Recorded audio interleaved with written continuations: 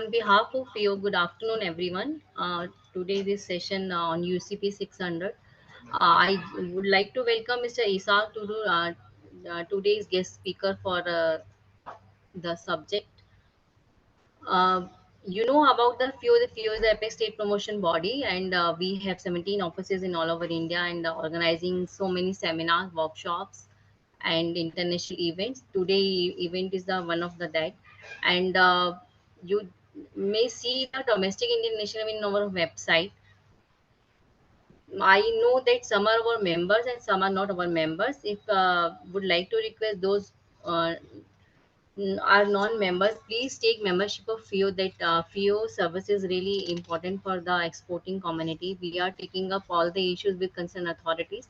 Our DGNCU is also taking issues on every Wednesday online from 3 to 5 p.m. on every Wednesday. You may also visit our website. You may see the trade and tender inquiries Indian business portal. We have logistic portal also. I'm just introducing about Mr. Isaac Tudu, who is the today guest speaker with us.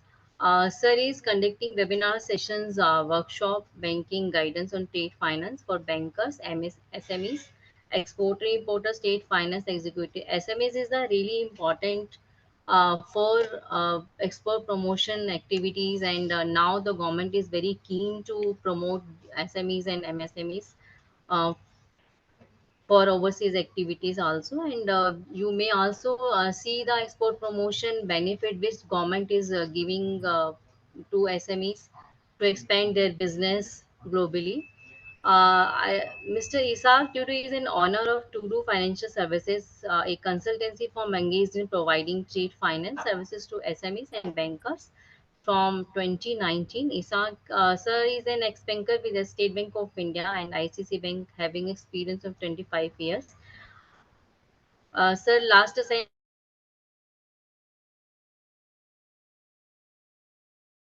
on branch, specialist commercial branch.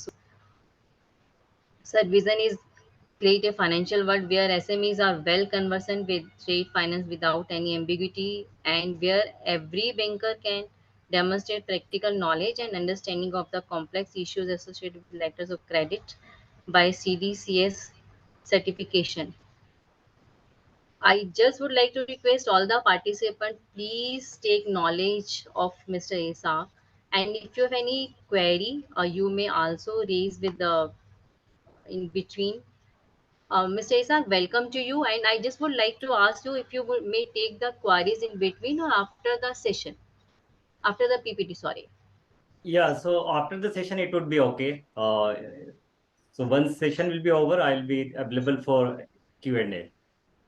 Okay, and I really would like to welcome you because this is your first session with few members and our organization. I really would like to seek your guidance and your knowledge, which will enrich our exporters and for us also. Welcome, sir. Over to you. Yeah, thank you, Sunita ma'am, for such a wonderful introduction. First of all, I would like to thank FIEO for giving this opportunity to address all the exporters here. So without wasting much time, I will start. So I will share my screen with all of you. As already have been introduced, I'm Isaac Tudu. Basically, I'm an ex-banker having more than 25 years of experience with SBI and ICICI. But these days, I help SMEs and mid-corporate related to trade finance, banking related requirements. So this is brief about me. So I'm going to start my session today. So I'm going to share my screen with all of you. Okay, so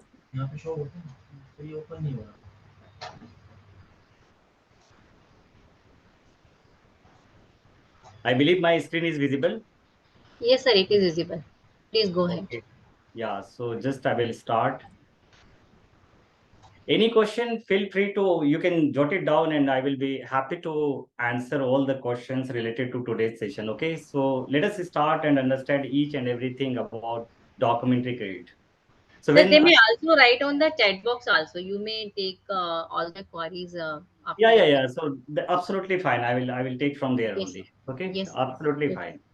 So when we talk about document, I have written here documentary credit. In bracket, I have written letters of credit means LC. All words are simple. I mean, same wordings are there. I mean, a documentary credit is nothing but letters of credit LC. Sometimes people call it credit also. So no need to get confused of the wording part. Many times, actually, what will happen that in layman language, we know letters of credit or LC. But as far as UCP is concerned, their documentary credit word has been used. So I have written documentary credit. So we will learn each and everything about documentary credit today. Okay. So before I start and let you know about documentary credit, I would like to share few things here. And that is how actually payment happens from one party to another, especially cross-border transaction. Okay. So this is one small slide that will give you complete picture. This is related to terms of payment, right? So here is the buyer, here is the seller.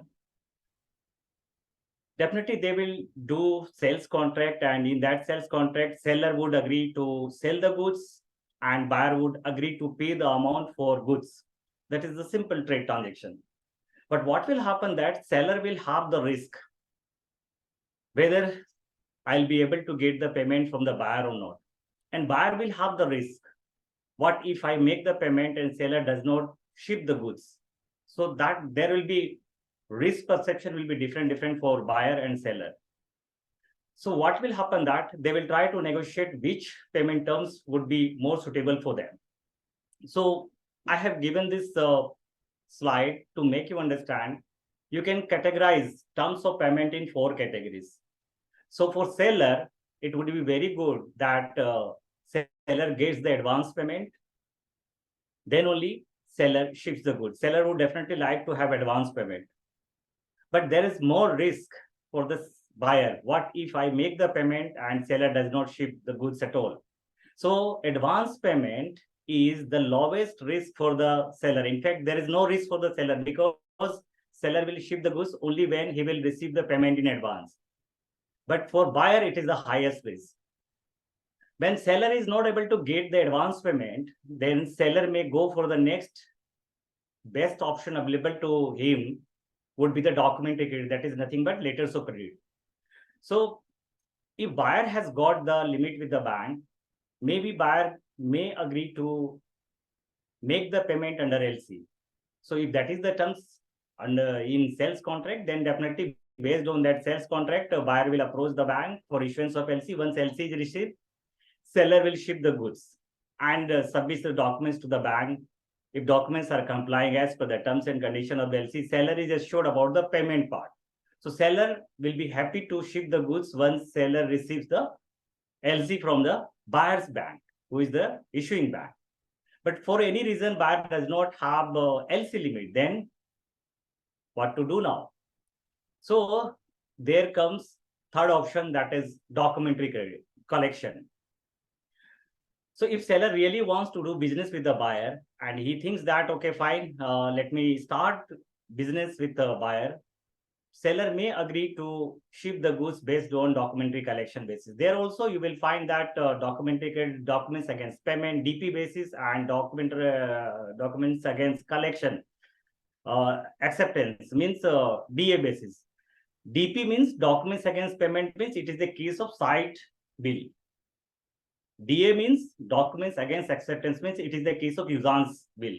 So in DP, what will happen that seller will feel more secure than DA basis. Why? Because seller will ship the goods and seller will present the documents to his bank, and seller's bank will forward the documents to the buyer's bank, importer's bank, and importer's bank will tell the buyer, importer, that make the payment of this bill and take the delivery, and after that, importer's bank will release the documents, and basis those documents, importer will be able to receive the goods.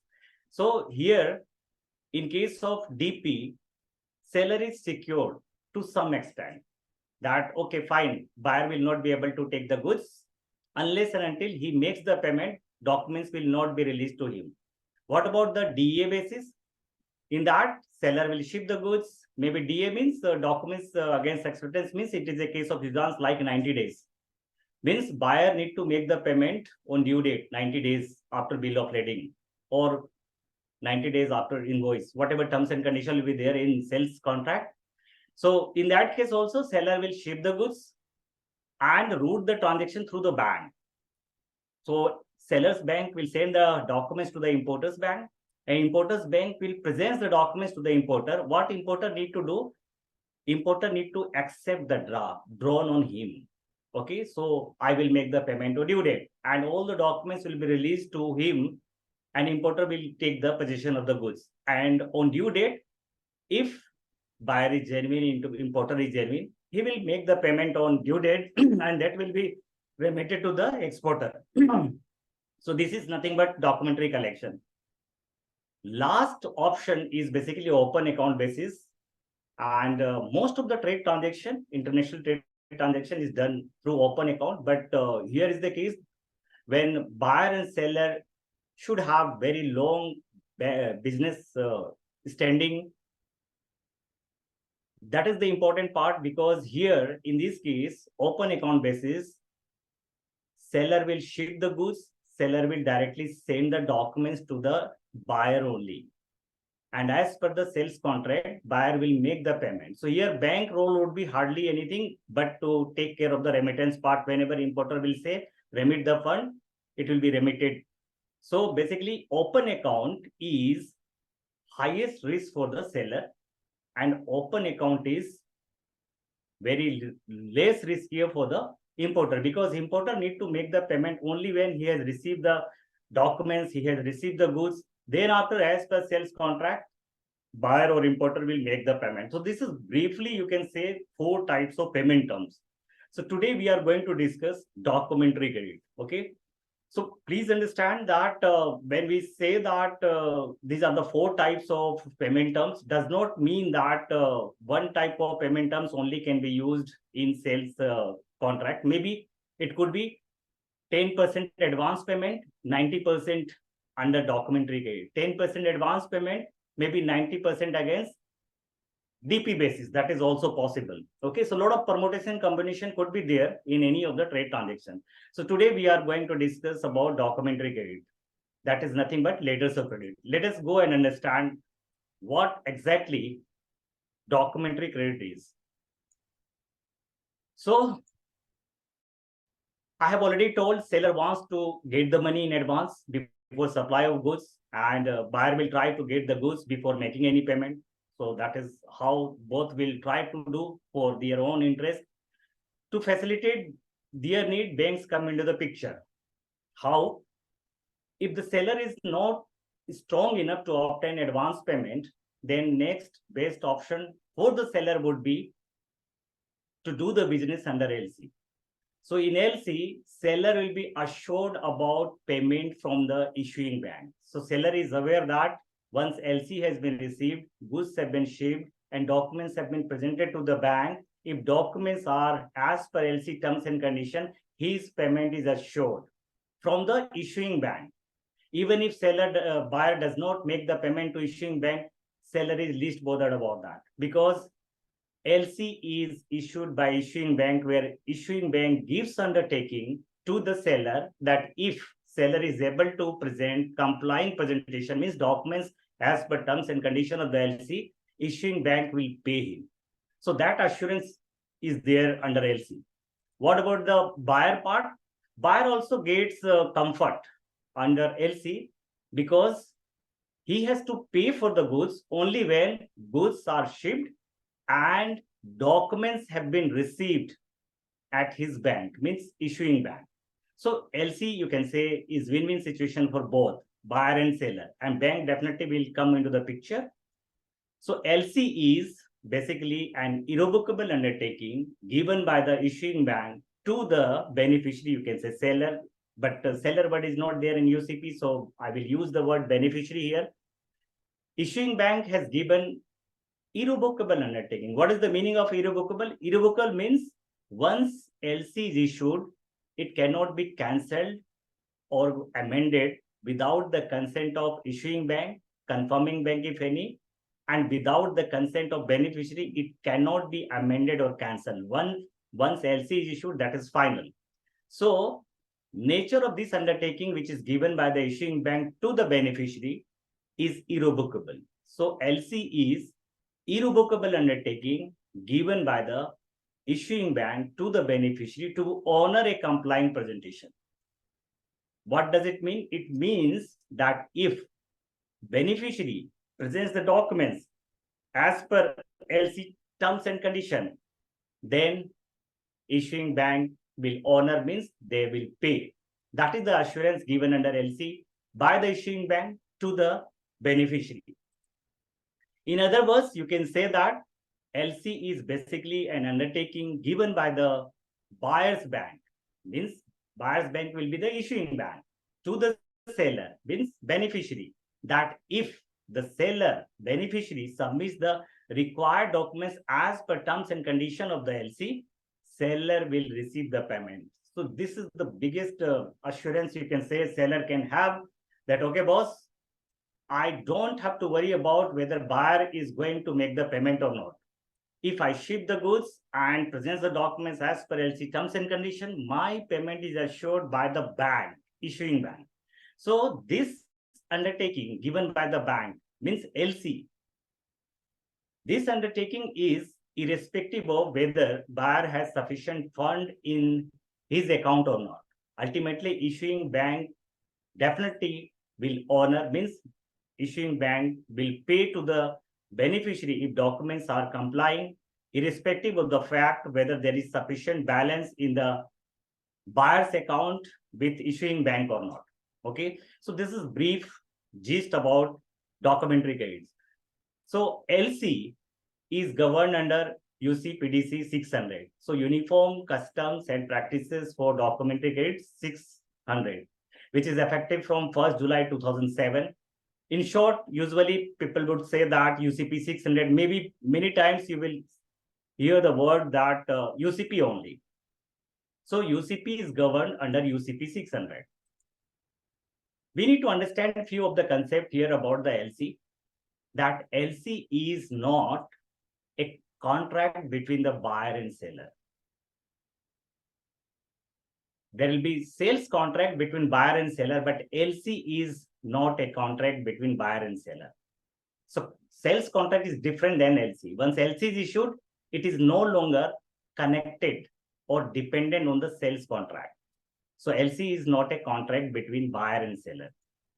LC is not a guarantee that the seller will definitely receive the payment.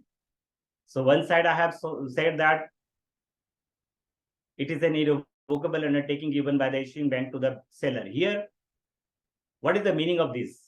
ALC is not a guarantee that the seller will definitely receive payment. Yes, undertaking is there, but that undertaking given by the issuing bank is conditional. What is that condition? Condition is seller or beneficiary must submit documents as per LC terms and condition. Then only this guarantee will come into the picture. Okay. So if seller is not able to submit complying presentation, means his payment may get delayed, or worst case scenario, maybe he is not able to get the payment. That is also could be the fact. So LC is not a guarantee that seller will definitely receive the payment. It depends whether seller is able to submit a compliant presentation to the bank or not. And LC is not a guarantee that the buyer will receive the goods that it has ordered. So that is the challenge importer or buyer need to understand, that LC is issued, documents have been presented as per LC terms and condition, means his bank, issuing bank, will simply remit the fund, means honor and remit the fund. Bank, issuing bank is not concerned about goods, whether goods have been shipped in full, what is the quality of the goods. So these things are basically out of the scope of LC. So LC is not a guarantee that buyer will receive the goods that it has ordered. Maybe to mitigate this risk, buyer may ask for the inspection certificate from the third party, and those things can be stipulated as terms and conditions of the LC, that okay, beneficiary need to have inspection, and that inspection report to be submitted under LC. So this need to be understood very clearly. Although it is a bank that will usually issue a LC, LC can be issued by non-bank entity also. This is very important for all of us to understand. As an exporter, we may have this impression that LC means whoever has issued the LC is bank. Please understand, as far as UCP is concerned, LC can be issued by non-banking entity also. Any company, individual also may issue the LC. That means what? When you receive the export LC, please verify who is the actual issuer of the LC, whether it is a bank or non-bank entity. Because ultimately, we are relying on the LC and we are relying on the issuer of the LC, means issuing bank. So issuing bank credibility, we take a call on that. Which bank is this? Which country from this LC has been issued? Those things we usually take care. But it is possible that LC we have received is not issued by the bank. So whose undertaking has been given to me, that need to be factored before you do the shipment. Okay. Beneficiary is advised to seek the advice of its banker on the suitability of the issuer of a LC, because there may be various risks that are required consideration, like availability of foreign exchange, political risk, credit worthiness of the issuer, etc., that may impact any payment due to that beneficiary. So important, need to be careful. Just see whether it is a bank or not. If it is a bank, which bank? What is the financial standing of that bank? Where that bank is situated, which country, whether country risk is there or not. So before you do export under LC, please take care of those part under LC. So LC can be used for both domestic trade as well as cross-border transaction, international, obviously, export, import. It helps, LC helps in reducing fund-based working capital requirement for buyer, because buyer need to make the payment in advance. For example, he need to arrange for the fund and he would have to request the bank to remit the fund. That is not needed when LC has been used for procurement of goods. It helps seller to get immediate payment through credit is extended by him to the buyer. So basically, it is possible that seller and buyer, when they negotiate sales contract, buyer will say that, boss, I do not have right now liquidity, so I need 90 days credit. I will make the payment after 90 days. But maybe seller need money upfront. So if LC has been structured in such a manner that, okay, fine, it is a usance LC, 90 days from the date of shipment, importer or applicant need to pay to issuing bank, but seller may get upfront amount if LC is available by negotiation. Maybe in that case, if nominated bank agreed to act on its nomination, means beneficiary may get payment upfront before the due date. So that is possible under LC. So bank intermediate lens is credit worthiness for which it charges the applicant. So basically, as an exporter, when I get any buyer abroad, I do not know exactly what is the standing of that importer. So maybe I will have the hesitation that should I go ahead with this transaction or not, whether I need to do the export or not. There'll be if and buts. What about my payment? But when banks come into the picture, then as an exporter, I take a call on the bank. So bank's credit worthiness is more important. So what will happen that applicant, even though maybe his credit worthiness is not so good, but due to bank's LC, he may get a good exporter client. So that is how this LC facilitate both sides, exporter as well as importer. So bank provides negotiation to beneficiary and it earns fee on that. So upfront, if money need to be given to the beneficiary, and if bank wants, nominated bank, if agrees to do so, they may do so, and whatever discount charges they may earn against that upfront payment to the beneficiary. That is possible. So basically, who are the parties to LC? So let us discuss that. Parties involved in LC, beneficiary. Who is the beneficiary? Beneficiary is the party in whose favor LC is issued, and normally the provider of the goods and services or service performance. So beneficiary, you can say exporter or you can say seller. Okay, but the term beneficiary is used in UCP. So I have jotted down here beneficiary, in whose favor LC will be issued by issuing bank. So issuing bank is the bank that issues a LC at the request of an applicant or on its own behalf. So simple LC will be issued by the issuing bank. Advising bank, how issuing bank will advise the LC to the beneficiary, because issuing bank will be based in different country, beneficiary will be based in different country. How the LC will be given to the beneficiary? So there could be advising bank. Okay, so issuing bank will transmit the message to advising bank, and advising bank, after receipt of sweet message MT700, they will advise the LC to the beneficiary. Usually advising bank will be based in the country of beneficiary. Okay, confirming bank, this is another bank. Confirming bank, the bank that aids its confirmation to a LC upon the issuing bank's authorization or request. So what will happen that when beneficiary receives the LC from the issuing bank, maybe this issuing bank credit worthiness is not so good, or maybe this issuing bank is situated or located in a country where political issue is there, economic challenge is there. We are facing a lot of nearby country are facing you can say foreign exchange issue, or you can say that maybe political turmoil is there. So despite it is possible that issuing bank is good due to political condition of that country or economic condition of that country, maybe there is a risk for the beneficiary, whether he will get the payment under LC or not. So what beneficiary can do, beneficiary may request the applicant that, okay, you request your issuing bank that I want LC to be confirmed by another bank.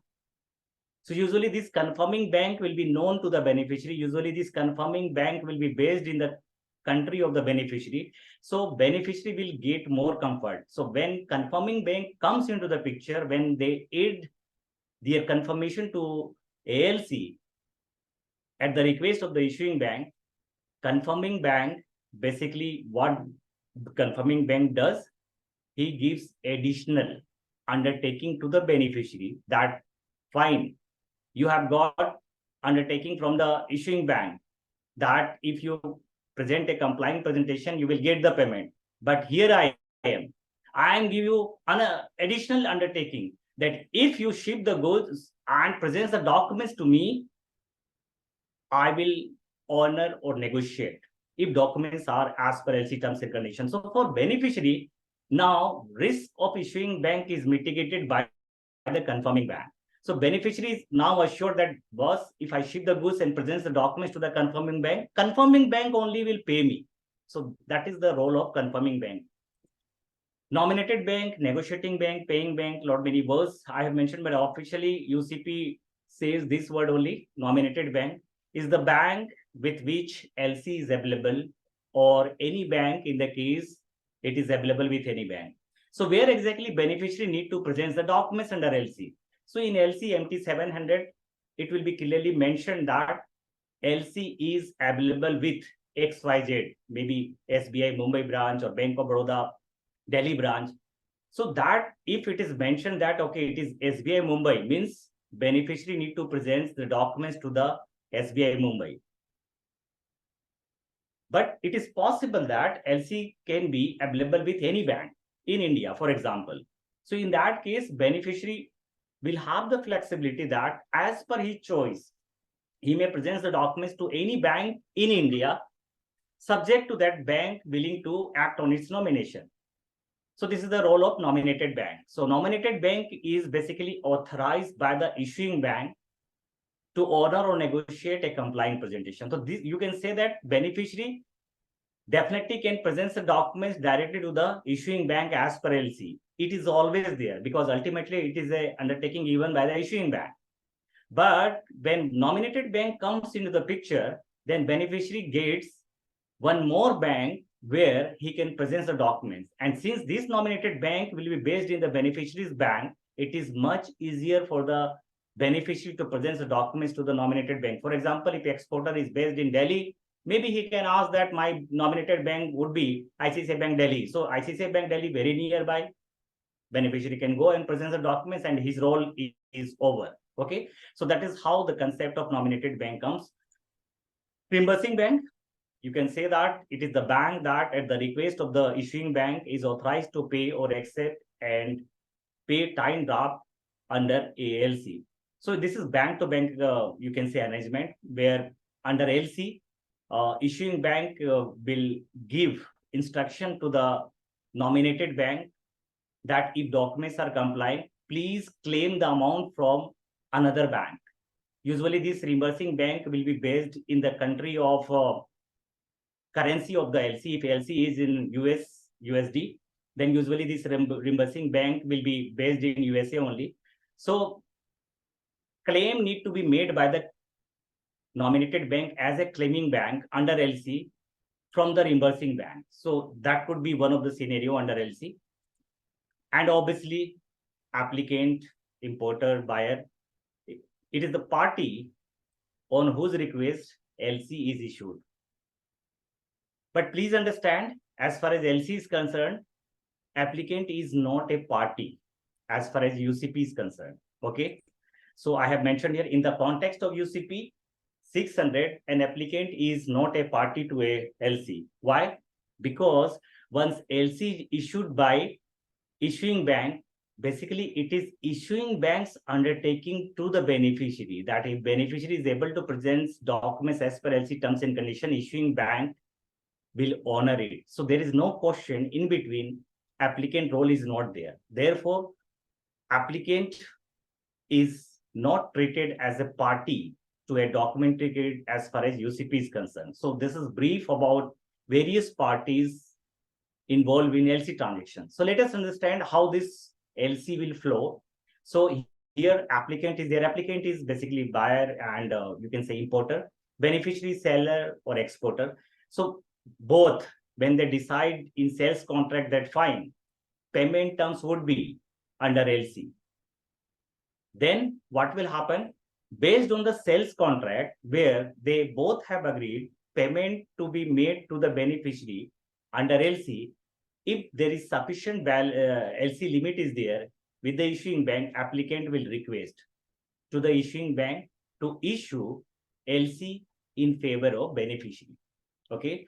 So issuing bank, if limit is there, if applicant's LC request letter is in order, everything is okay, then issuing bank will issue the LC to the beneficiary and it will be advised through advising bank. Usually this advising bank will be based in beneficiary's country only.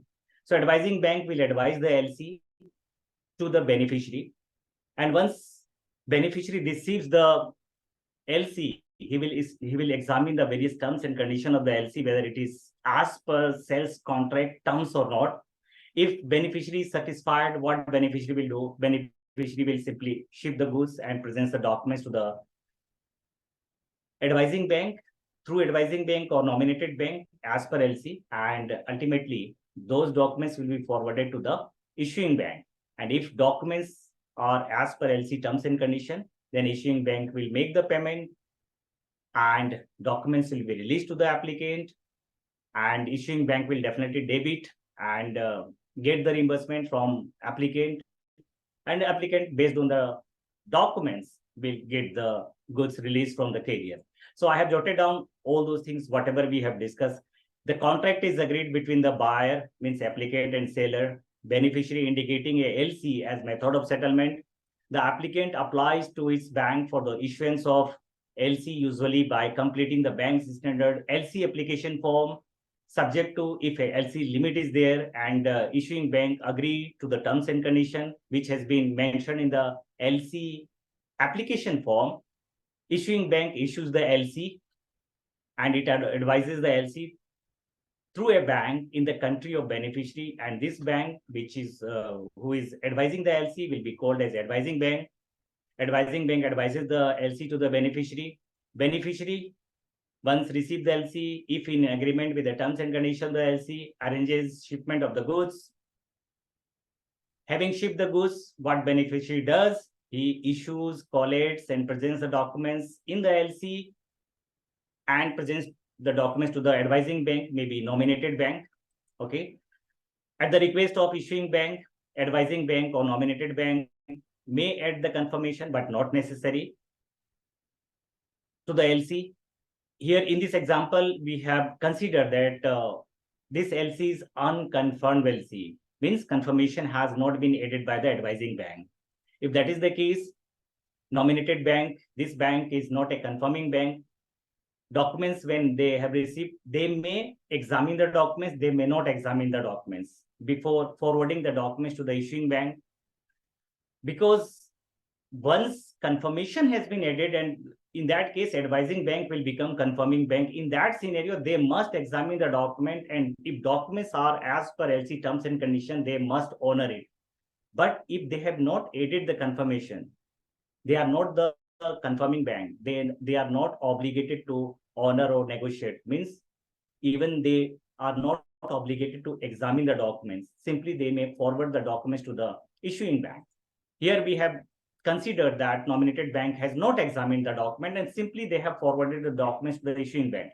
Once issuing bank receives the documents, and if documents are complying, what they need to do, they need to they need to pay under LC.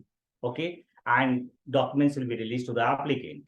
Okay. So applicant definitely, once they get the documents, they will take the delivery of the goods. In the meantime, since payment has been made by the issuing bank, nominated bank, once they have received the payment from the issuing bank, simply they will credit the beneficiary the seller's account. So seller will definitely get the proceed under LC. So we have observed here under LC, applicant was able to indicate various terms and conditions which they have basically agreed with the beneficiary. So those terms and conditions which was there in the sales contract, applicant may incorporate in the LC so that he may receive all the documents as per LC terms. Maybe it was agreed that, okay, fine, beneficiary need to present invoice, obviously, bill of lading, maybe packing list, maybe certificate of origin, but maybe it was also agreed that beneficiary to submit inspection certificate also. So that certificate need to be incorporated in the LC, that these are the 5 documents, including inspection certificate, need to be presented by the beneficiary under LC. So beneficiary has to submit those all documents which are stipulated in the LC to get the payment. So applicant basically gets all the documents which he wanted. And obviously beneficiary knew that if it were to comply with those terms and conditions, it would receive settlement according to the payment terms in the LC under the undertaking provided by the issuing bank. So this is the brief flow of LC. If I say that what is the role of different parties, so for that we can go to the different understanding here, that is LC flow in detail. If you wish, here you can understand. Here is the importer, here is the exporter. I have used the word importer exporter here instead of applicant or beneficiary, right? So same transaction. So they will have the contract, sales contract, where they will agree that, okay, fine, LC will be the payment terms. So based on that, importer will request as an applicant of the LC to its bank. So I have considered one bank, I have jotted on Bank of Baroda. For example, this importer has got limit with Bank of Baroda. So Bank of Baroda will become issuing bank if Bank of Baroda issues the LC. If importer's request is in order, limit is there, sufficient margin is there, conduct of the account is good, and Bank of Baroda, which has sanctioned the LC limit to the importer, agrees to issue LC, then what Bank of Baroda will be do as a issuing bank? It will issue the LC. and LC will be advised to the exporter beneficiary by the advising bank. Okay, so this advising bank will be basically based in the exporter country only. So issuing bank will be based in the importer country. Advising bank will be based in the exporter country. Okay, so once LC is received, goods will be shipped. So carrier will release the transport document. And once that document has been received by the exporter, what exporter will do? He will collect all the documents. If packing list, insurance, certificate of origin, whatever has been stipulated under LC, exporter as a beneficiary of the LC will collect all the LC required documents and presents the documents to the negotiating bank, or you can say nominated bank. Okay, so advising bank could be nominated bank, advising bank could be negotiating bank. That is possible, the same bank. And this bank can be exporter bank also. That is also quite possible, but not necessary. Okay, so once nominated bank decides that, okay, boss, all the terms and conditions have been complied and we want to act on the nomination, they may make the payment to the beneficiary if documents are as per LC terms and condition, and they will forward the documents to the issuing bank. Not necessary that nominated bank will make the payment. So it is totally the sole discretion of the nominated bank whether they want to go ahead and make the payment upfront or they want to wait. Okay, so in both the cases, documents will be forwarded by the negotiating bank to the issuing bank. So once issuing bank receives the documents and documents are complying, they will simply honor, means they will make the payment to the negotiating bank. And if they have not already given the money, then definitely now this bank, negotiating bank, will make the payment to the exporter. And obviously, once the documents have been received, payment has been made, documents will be given to the importer. Importer will keep the sufficient balance in his account, and the issuing bank will debit the importer's account and nullify their book. So now importer has got the documents. So with that document, maybe original bill of lading, he can present to the carrier and get the goods released. So this is the different flow chart related to LC transaction. So different parties.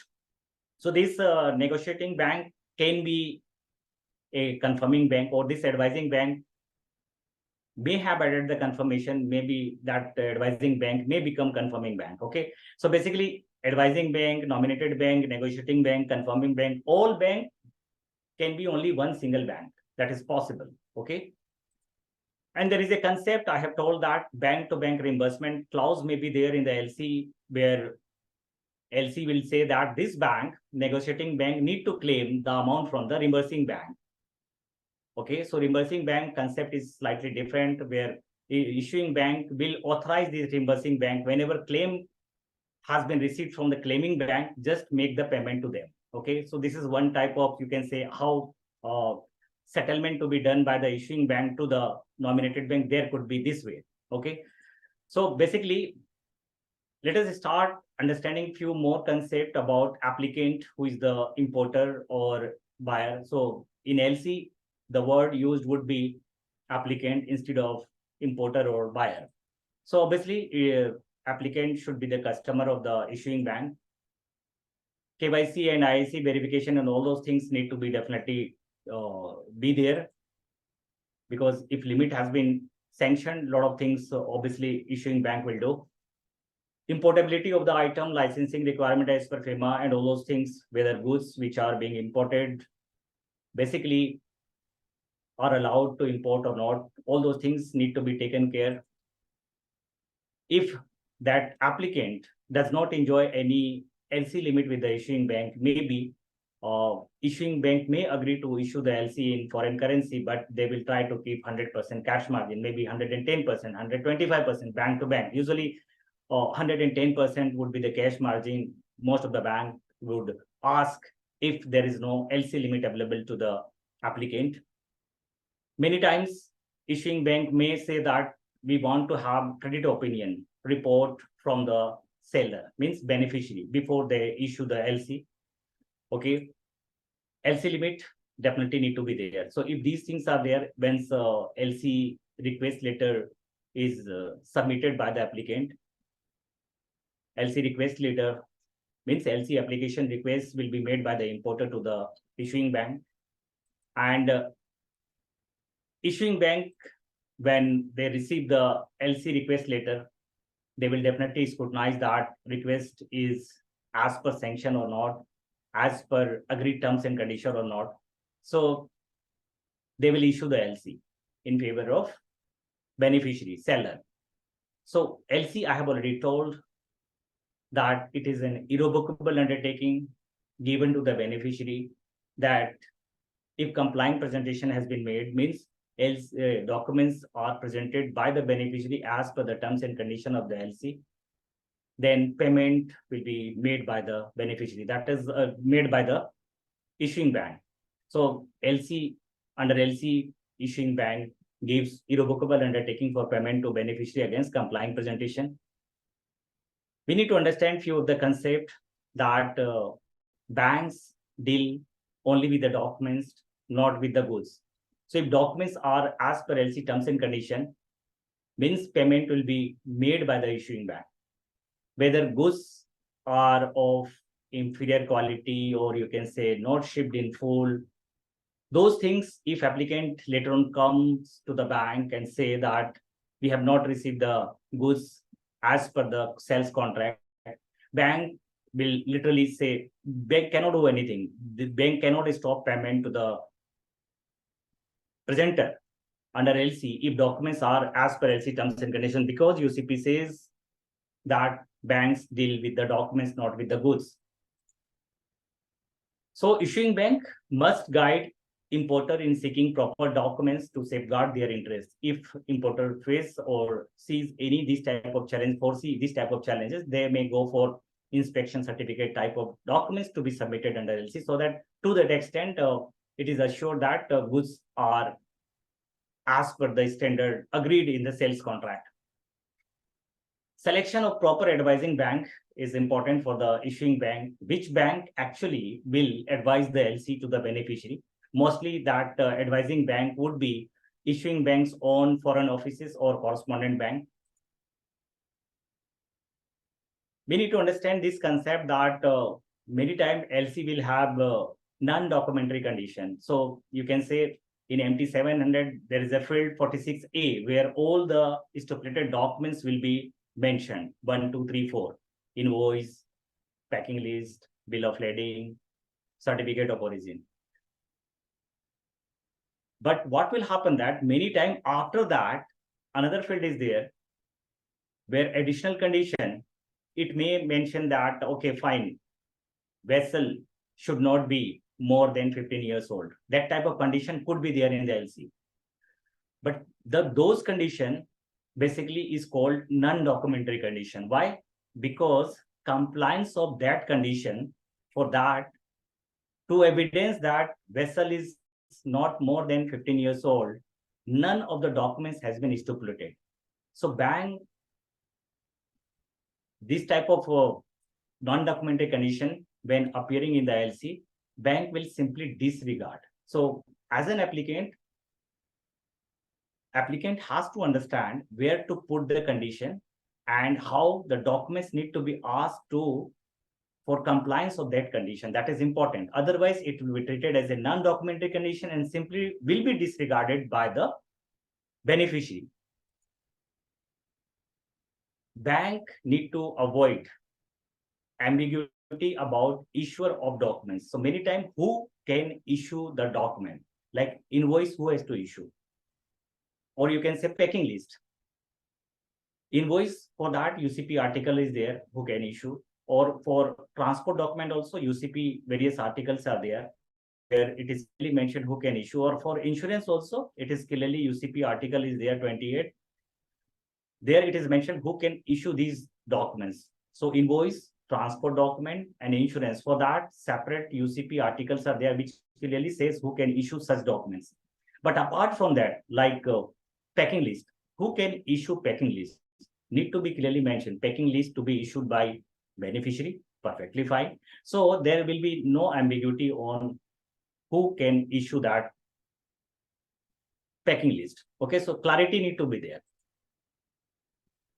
And obviously, scrutiny of documents need to be done by the issuing bank within the time frame allowed under UCP, and the time frame is all the banks, means nominated bank when they are acting on its nomination, confirming bank if any, and the issuing bank shall each have maximum of 5 banking days after the date of presentation to determine if it is complying.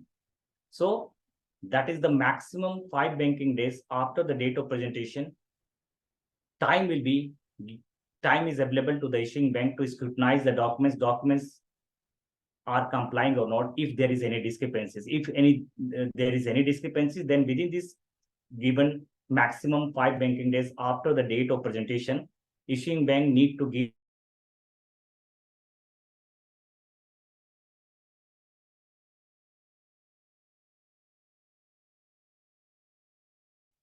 within this time frame only. And if documents are complying, obviously nominated bank owners simply they will make the payment. So this is the role of issuing bank. So documents, LC, when issued, it will be advised by the advising bank. So advising bank is responsible for what? They are responsible for the genuineness of the LC. This is important. The word correct mentioned here is advising bank. When they advise the LC, they are responsible for two things. They are responsible for the apparent authenticity of the LC, and they are responsible that each and every word, terms and condition, whatever has been mentioned in the LC has been advised to the beneficiary. So these are the two things. This is the role and obligation of the advising bank. Other than that, no obligation is on part of advising bank.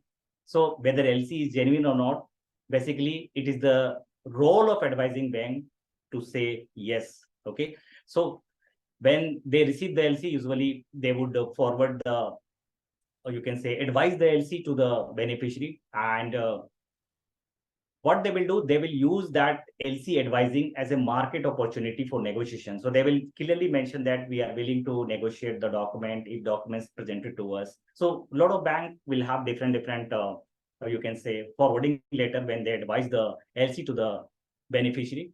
And maybe few of the banks may say to the beneficiary that we have scrutinized the LC and these are the terms and conditions which we feel that you should go for the amendment. So a lot of advice could be there, but not necessary. Many banks would simply advise the LC without going through the LC in detail also. Typical bank-to-bank case would be there. Okay. So once that advising bank, if they decides to confirm the LC, the you can say role will get changed. Now advising bank has become confirming bank, means now they have given additional undertaking to the beneficiary. So once advising bank aids the confirmation, advising bank will become confirming bank. So what is the role of confirming bank? Means confirming bank gives definite undertaking, which is in addition to the issuing bank's undertaking given to the beneficiary to honor or negotiate a complying presentation. So now beneficiary has got two commitment from two different banks. One definitely under LC, it is from issuing bank.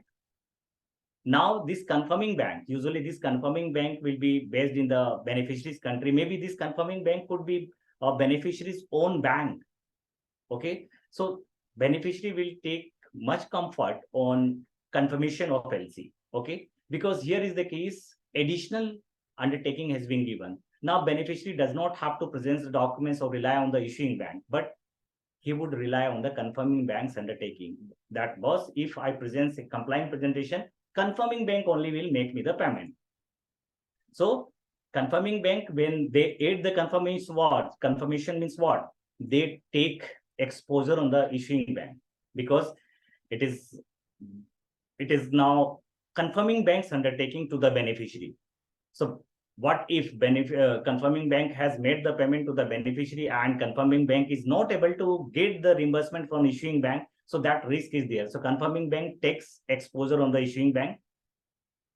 Confirming bank reserves right not to aid confirmation to any amendment. So this is typical case of confirming bank that, okay, LC originally was for $50,000. To that extent, confirming bank was okay that up to $50,000 we are going to take exposure on the issuing bank. So they have added the confirmation. But now LC has been amended from 50,000 to 200,000 suddenly.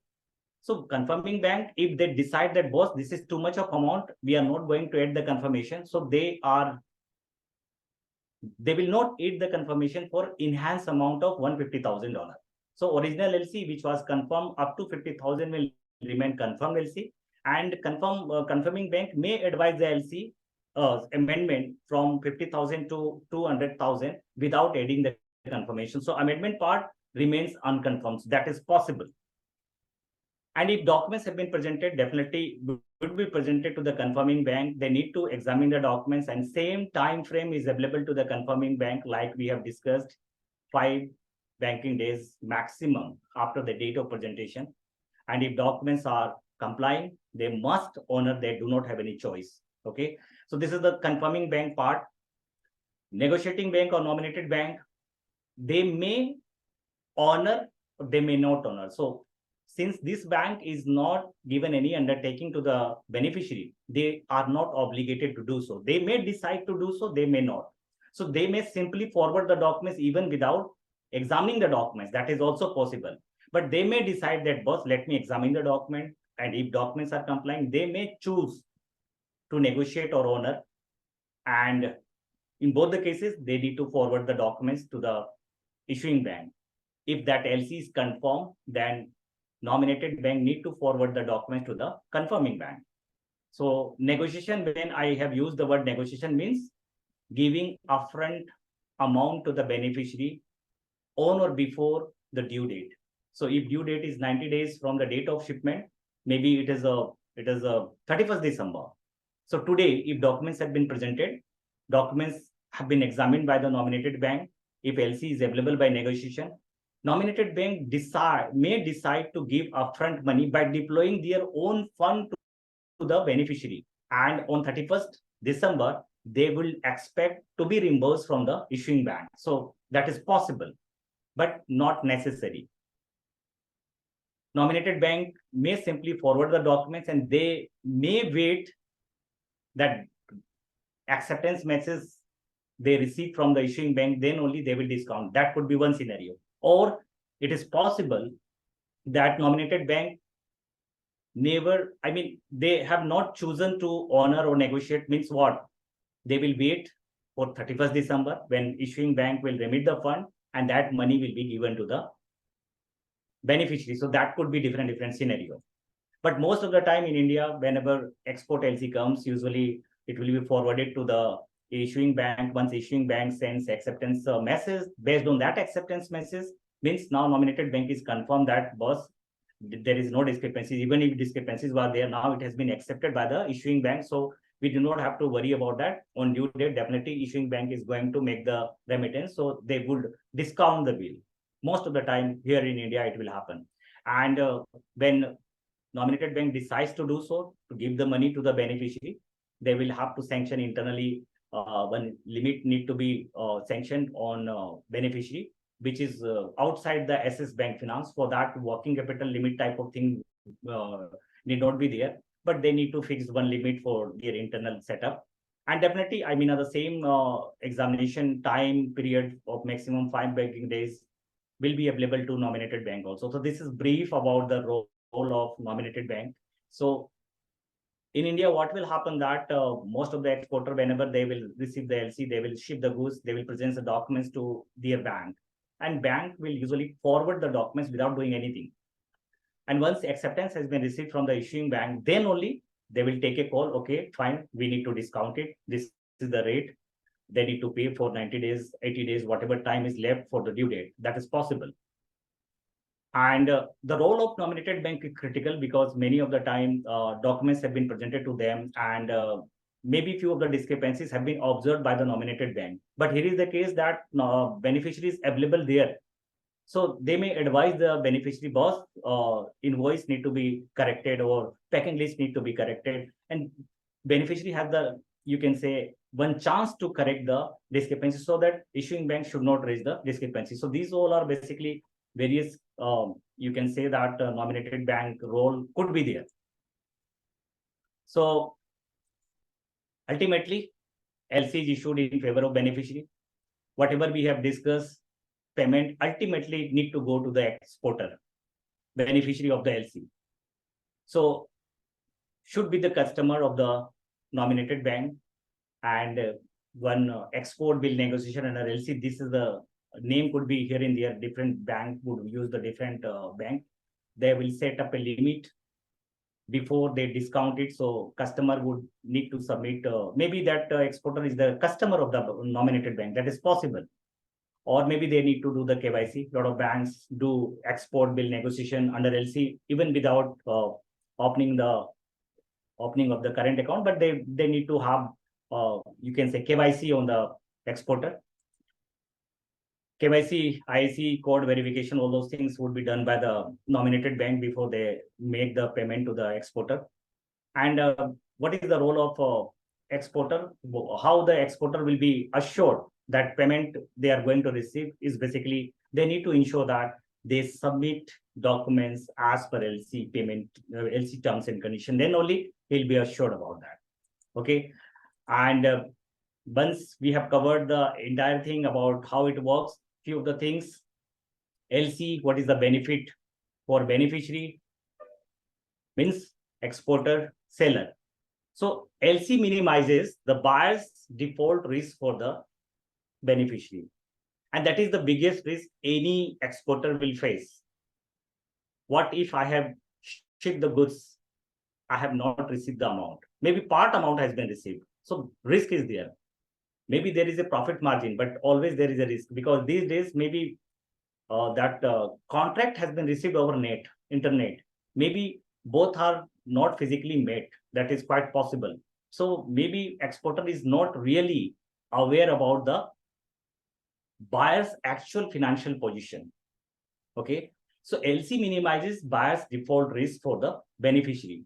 Beneficiary benefits from the irrevocable undertaking given by a bank to pay him, provided beneficiary presents complying documents as per LC terms and conditions. So issuing bank gives undertaking to the beneficiary under LC that beneficiary will receive the payment as long as certain conditions under LC are made.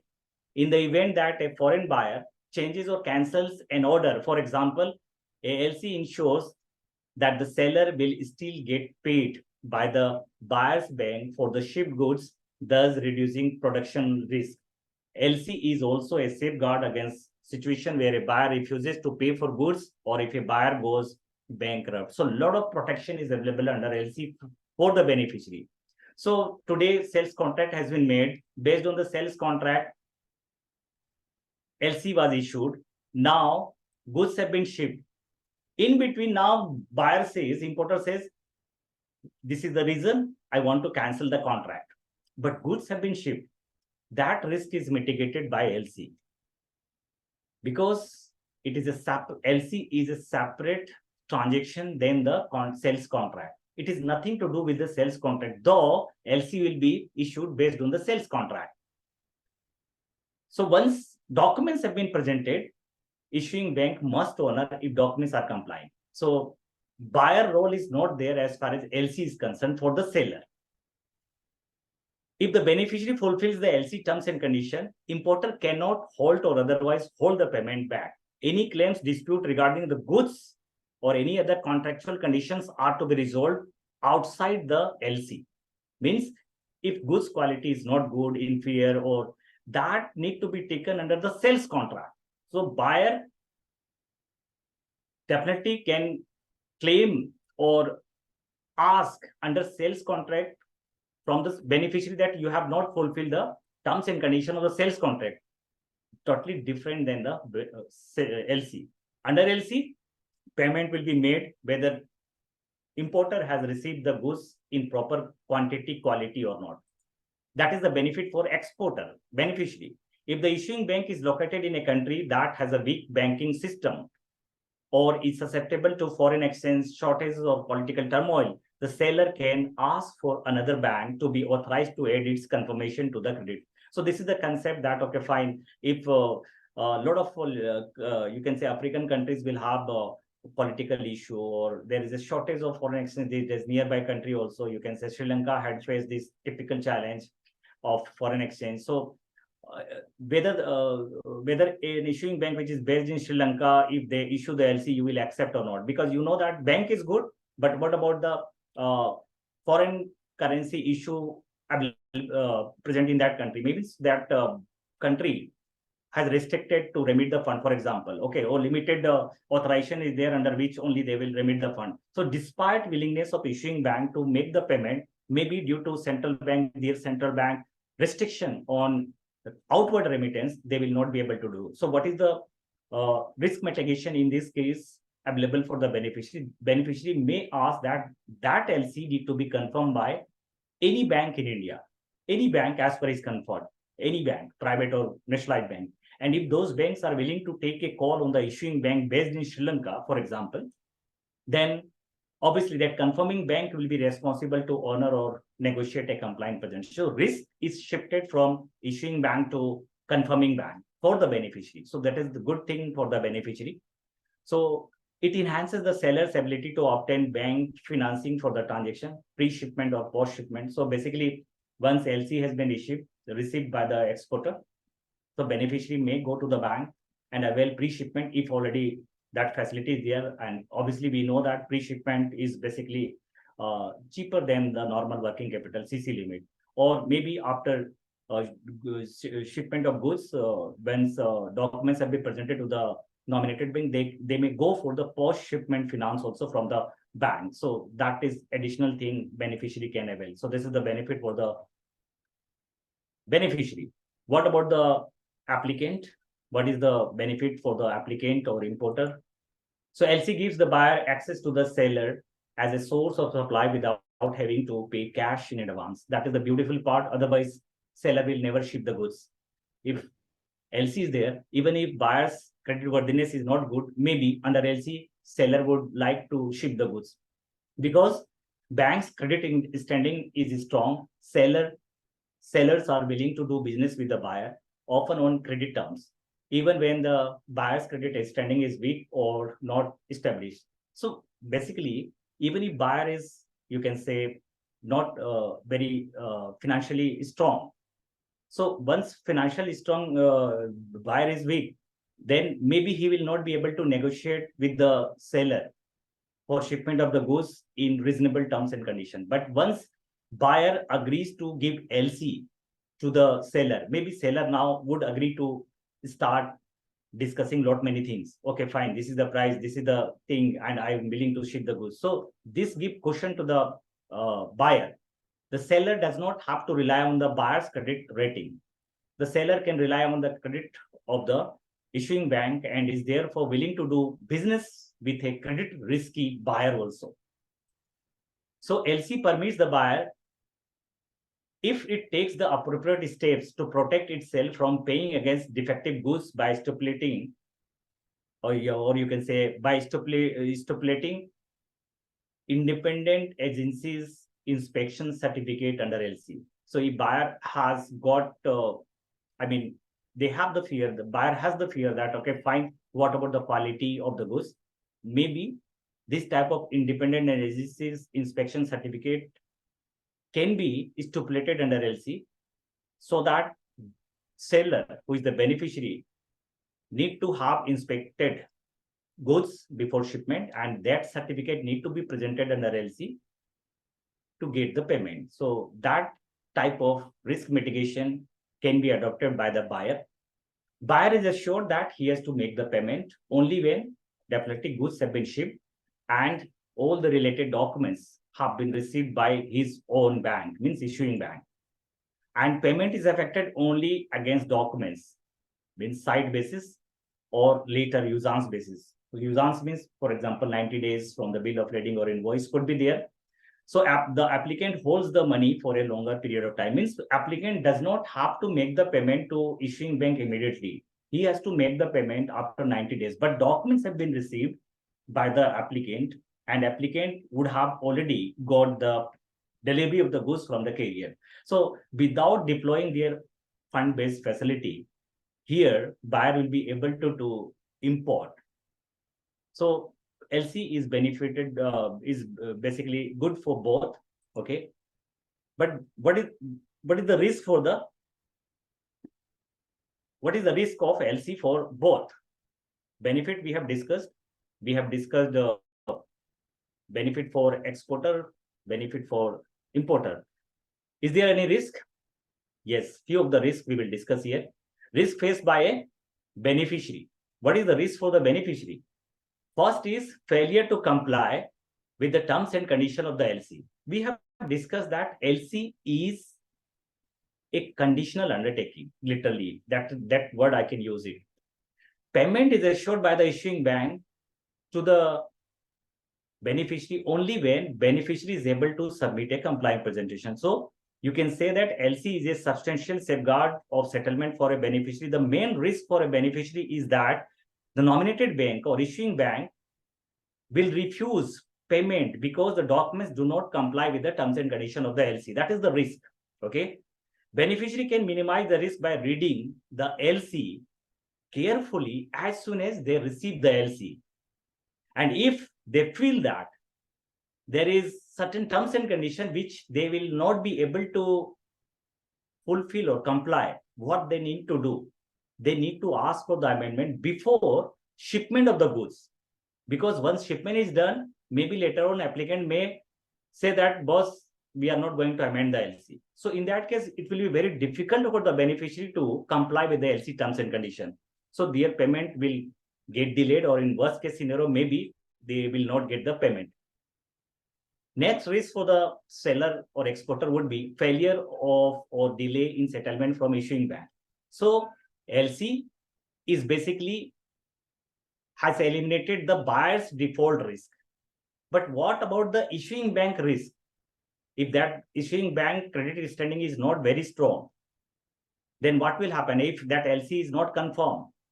Then it is possible that after goods have been shipped, documents have been presented, in between this bank has got some issue internally, and this bank is not able to make the payment. That is quite possible. Maybe country risk is there, some issue has happened, and that country has started facing political challenges, or you can say financial crunch, foreign exchange crunch, and that issuing bank is not able to remit the fund.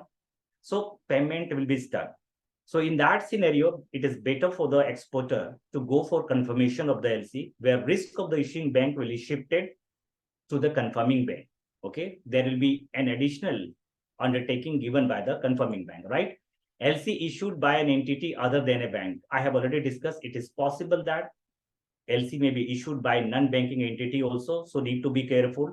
If a beneficiary has any doubt who is the actual issuer of the LC, or you can say that what is the status of the issuer of the LC, if he does not have any clarity, beneficiary should exercise caution before shipment of goods, because once you rely that LC has been issued by a bank, then you are taking more risk, okay, because payment is not assured. Foreign exchange loss, yes, it is obviously when today I have shipped the goods, rate was basically it was 84, but when payment received at that time from 84, that rupee becomes 82. So that risk is always there, and this is fraud risk. So that is also possible that LC has been received by the exporter. So physical paper has been received, and maybe that entire paper was fraud.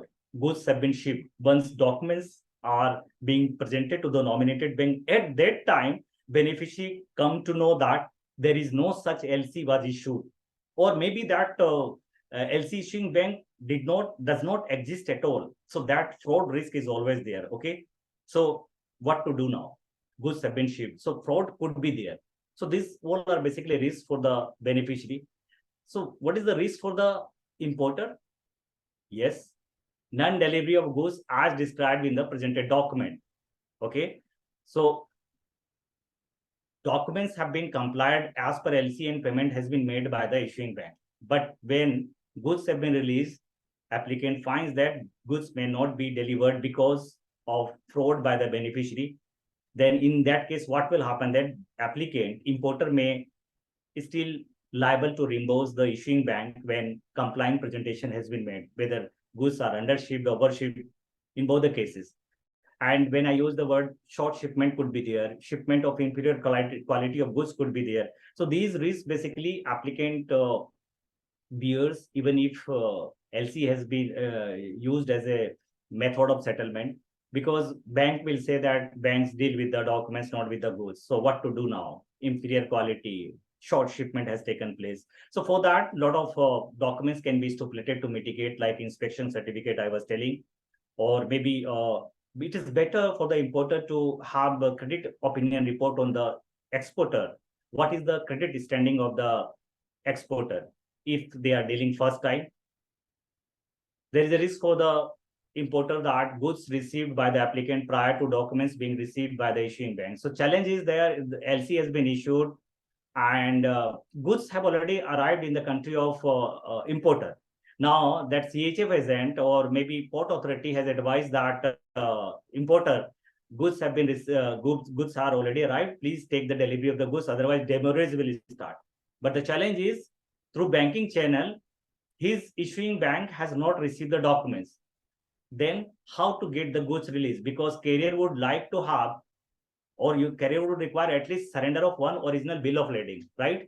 So in that case, it will be very challenging for the applicant what to go. Maybe they need to go for indemnity type of things, where based on the indemnity, issuing bank may give shipping guarantee to the carrier or shipping company so that they can release the goods without surrender of original documents. So these things are basically risk for the importer. Loss or damage of goods in transit, definitely it is related to goods, so that is to be borne by the importer only. Foreign exchange risk, at the time of issuance of the LC, dollar was only 84, but at the time of payment it became 86. More money need to be paid by the importer. So these are the risks, and obviously that is the crux. I mean, in these days, I mean, fraud in the presented documents.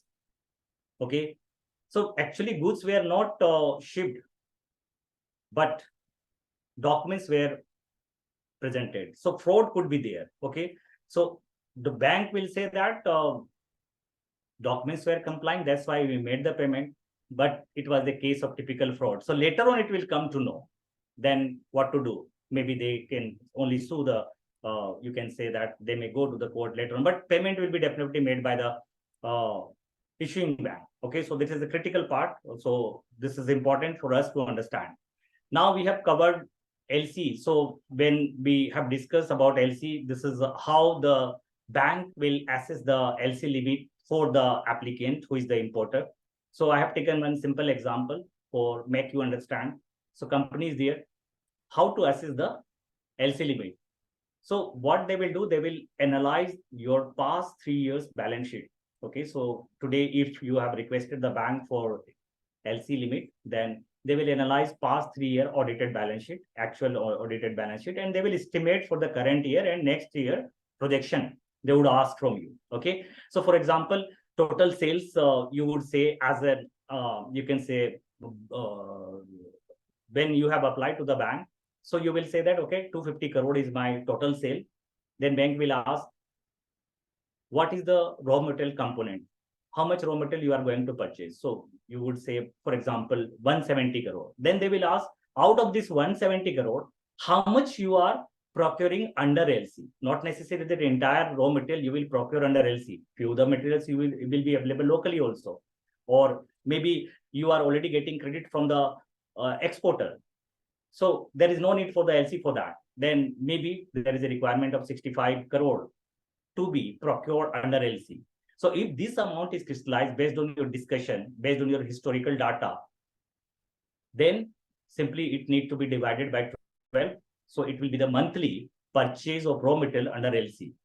Then it will be asked, or you need to tell the bank that usance period given by the seller is basically 90 days. I need to make the payment after 90 days from the bill of lading.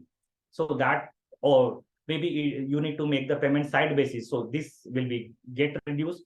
If you say that, okay, 90 days, I get the payment from the seller, credit from the seller. So I need to make the payment 90 days after the date of shipment. So three months have been taken. Lead time is basically goods will be shipped, it will come to India, and from there it will come to my godown. That time, lead time, transit time, maybe it will take 1 month time. So put together 3 months usance period, 1 month lead time, transit time, total 4 months.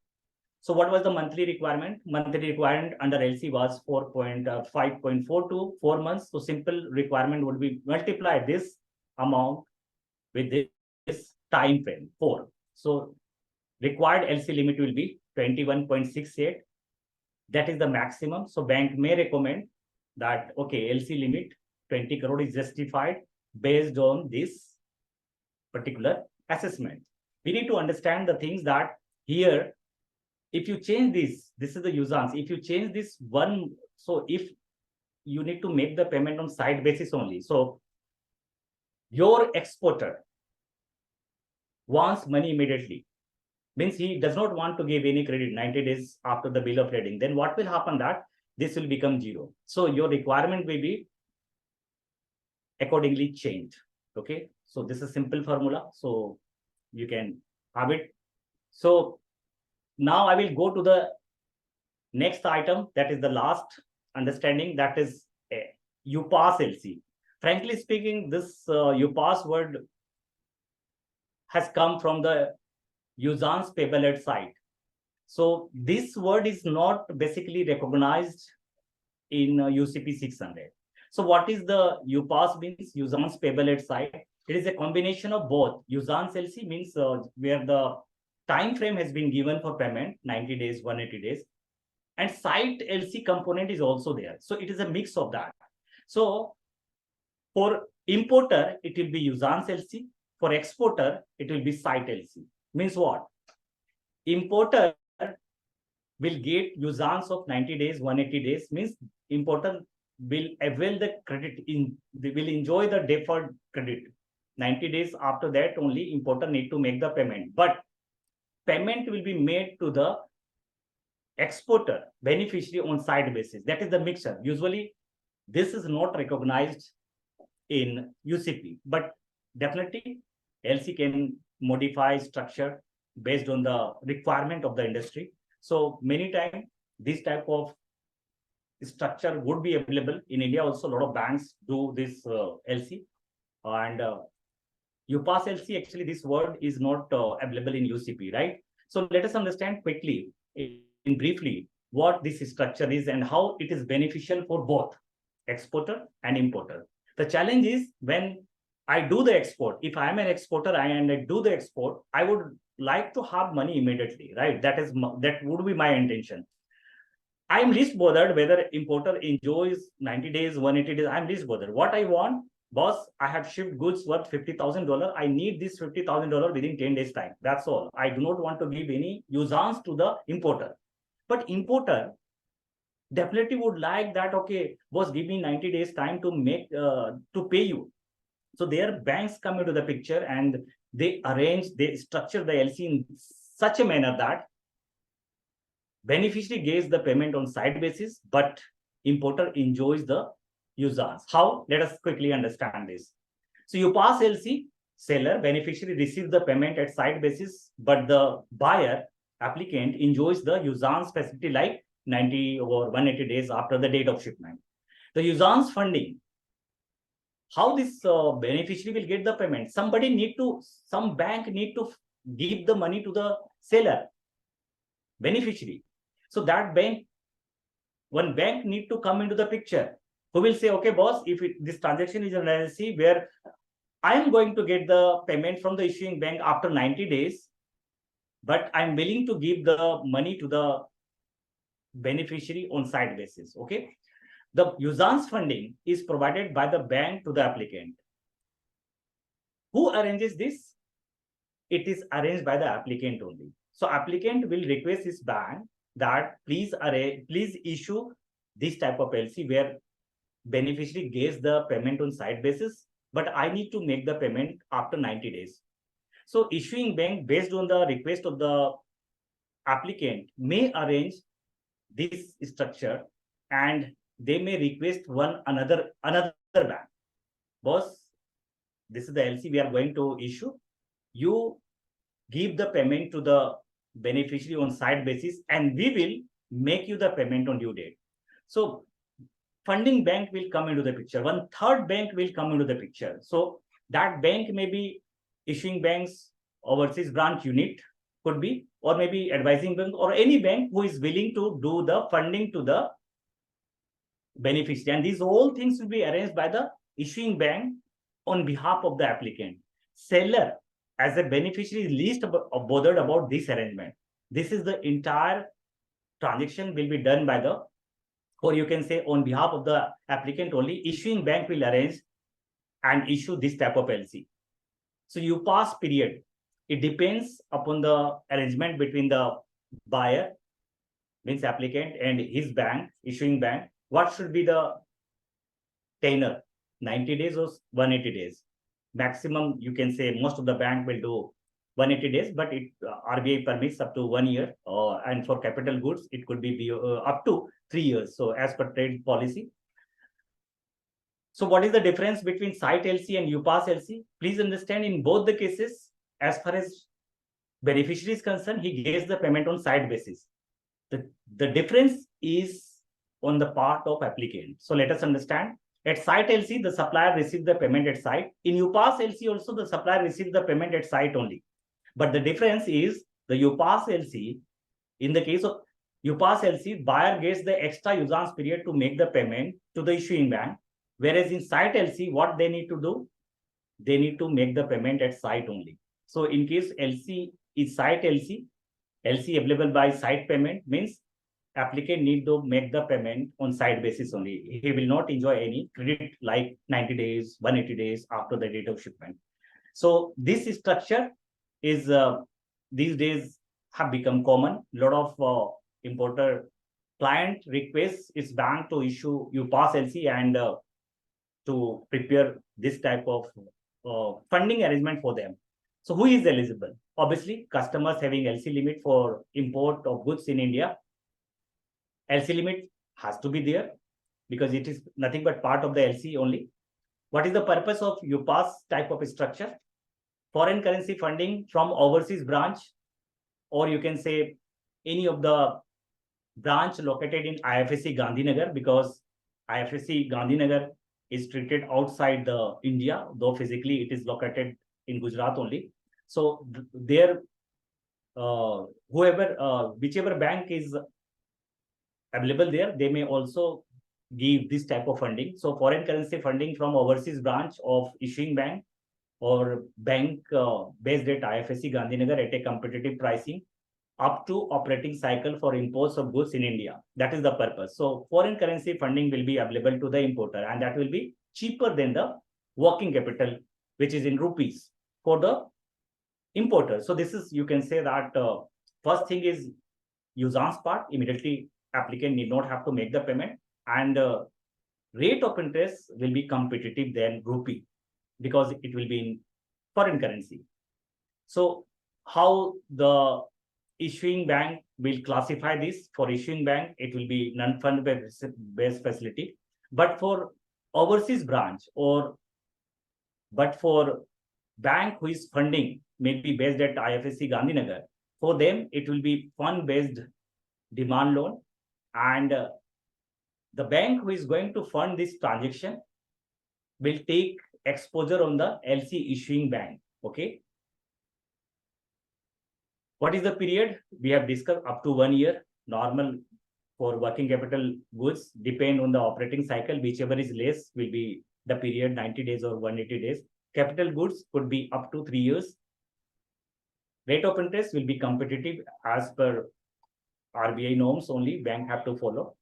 So what is the benefit of this UPAS LC? For the buyer only, because this facility has been arranged by the issuing bank on behalf of the buyer. Again, I say, exporter does not have to do anything in this. He wants payment on site basis, whether it is simply a LC available by site payment or maybe LC in this form has been issued. He wants payment on site basis. So benefit to buyer, It increases negotiation power of the buyer as the seller receives payment on site basis after complying presentation of documents under LC seller has made. So buyer would say that, boss, you are getting payment immediately once you submit a complying presentation. So there some age will be there for the buyer to negotiate various terms and conditions in the sales contract. Interest rate is much lower than the rupee. Financing is done from the foreign banks, or you can say overseas branch, or maybe any banks located at IFSC Gandhinagar, where the interest rate is very competitive. It helps to get additional credit, 90 days, 180 days to the buyer. So it optimizes the working capital of the buyer. What is the benefit for the seller? Seller receives payment on site basis after presentation of complying documents under LC. So seller does not mind even if he receives this type of LC, because he is aware that he is going to get the payment on site basis. Though importer will avail the usance of 90 or 180 days. Seller is assured about payment through confirmed LC if it is confirmed. That is another matter. If that LC is not even confirmed, then also seller is assured about receipt of payment from the issuing bank under this arrangement also.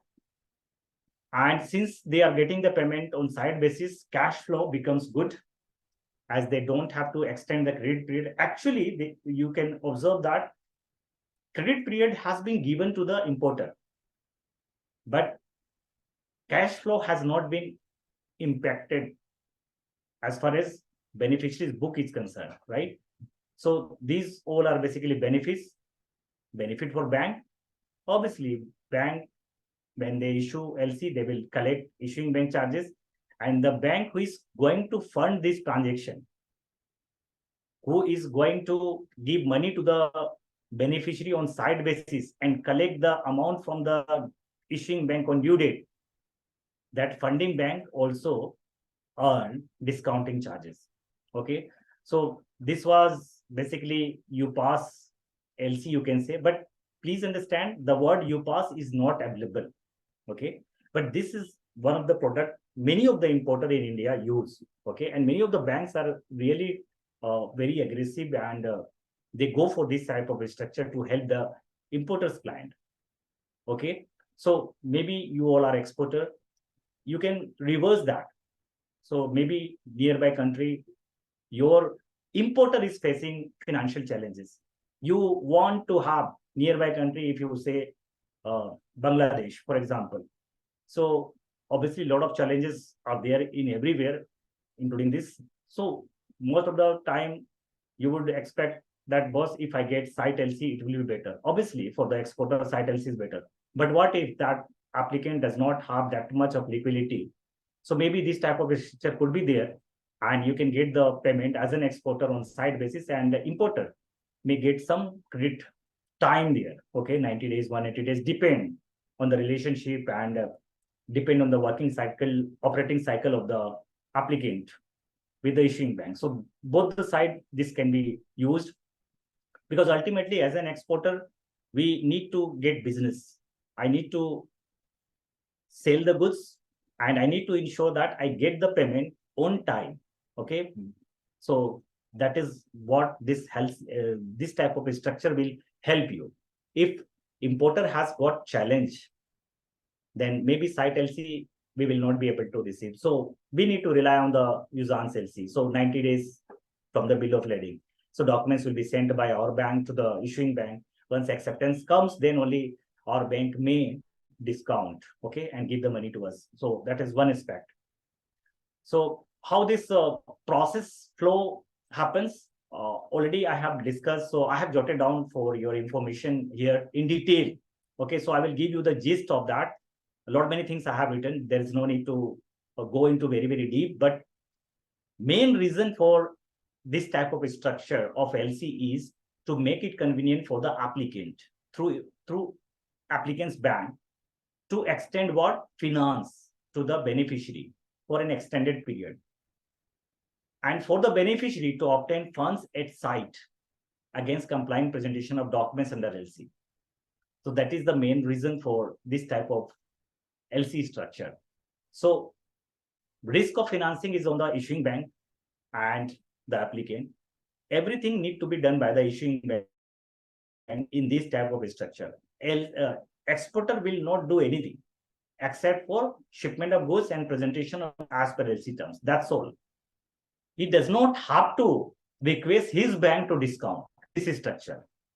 Okay.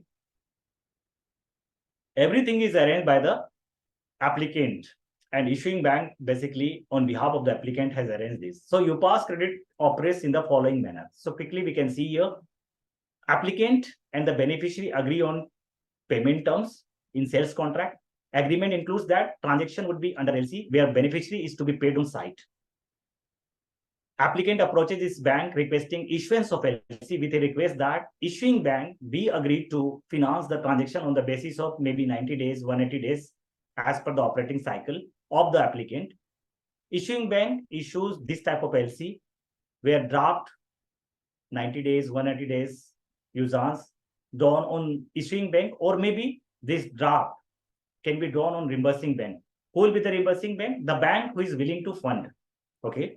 So maybe overseas branch of issuing bank could be there, or maybe you can say that LC can be structured in such a manner that draft can be drawn on the issuing bank, draft can be drawn on the reimbursing bank as per the issuing bank's arrangement. The LC also states that beneficiary is to be paid at site with all discounting charges or interest charges for on the account of applicant. So whatever charge cost will be there for discounting will be borne by the applicant, and that will be clearly mentioned in the LC. Though tenure of the LC will be clearly mentioned 90 days or 180 days from the bill of lading, but beneficiary will get the payment on site, that will be clearly mentioned there. Okay. So LC simultaneously designate a reimbursing bank based on the relationship of the issuing bank and overseas branch, or any other bank also could be there. If this is there, then what will happen that bank who is willing to fund, maybe overseas branch of the issuing bank, maybe a bank based in ICICI Gandhinagar, they will agree that, okay, fine, if that is the structure, then we are willing to do the funding part. So issuing bank will send a reimbursement authorization to that bank saying that, okay, you make the payment to the beneficiary on site basis, and whatever your charges will be there, we will bear. And we will make you the payment on due date, 90 days or 180 days. Okay. So beneficiary once receives such LC, what beneficiary will do? Obviously ship the goods, and beneficiary presents the documents to his bank, maybe nominated bank. Okay, fine. So nominated bank will forward the documents to the issuing bank. All the documents except draft. If draft need to be drawn on the overseas branch, who is the reimbursing bank. Okay. So original documents except draft are forwarded to the issuing bank. A draft along with the cover letter will be sent to the reimbursing bank, funding bank, depend on the LC structure. Okay. So issuing bank, once they receive the documents except draft and documents are complying, then they will message the funding bank, reimbursing bank, documents are complying. Okay. So in that case, this reimbursing bank will accept the draft, and what they will do, they will simply convey this message to the issuing bank that we have accepted the draft, and what they will do, they will discount, they will remit the fund to the nominated bank on side basis. So beneficiary has received the payment on side basis. Okay. Documents have been received by the issuing bank. Documents have already been given to the applicant. Applicant has already got the goods. Now payment is yet to be made by the applicant to the issuing bank because 90 days usance is there. Outstanding is there in the book of reimbursing bank or overseas branch, whoever is there, funding bank. Okay. Now when due date will come, then issuing bank will simply debit applicant account. Even there is no balance in that account, issuing bank need to reimburse that funding bank principal along with the interest. So interest need to be borne. Discounting charge will be borne by the applicant. So applicant effectively need to make the payment on due date, principal plus discount charges or interest. So it is important that on due date, issuing bank debits the applicant's account with draft amount plus interest, if not collected earlier. So it is the obligation of the issuing bank to pay the reimbursing bank from its own fund, even if payment is received late from the applicant or applicant's account gets overdrawn irregular. You can say in banking parlance, devolvement of LC, right? Issuing bank will try to recover if that is the case. That is separate issue. If because liability will be knocked up by the issuing bank if there is a case of defaultment, means there is no sufficient balance in the applicant's account on due date. Liability will be reversed only when they have been able to recover the entire devolved amount from the applicant. So this is the transaction of UPAS LC.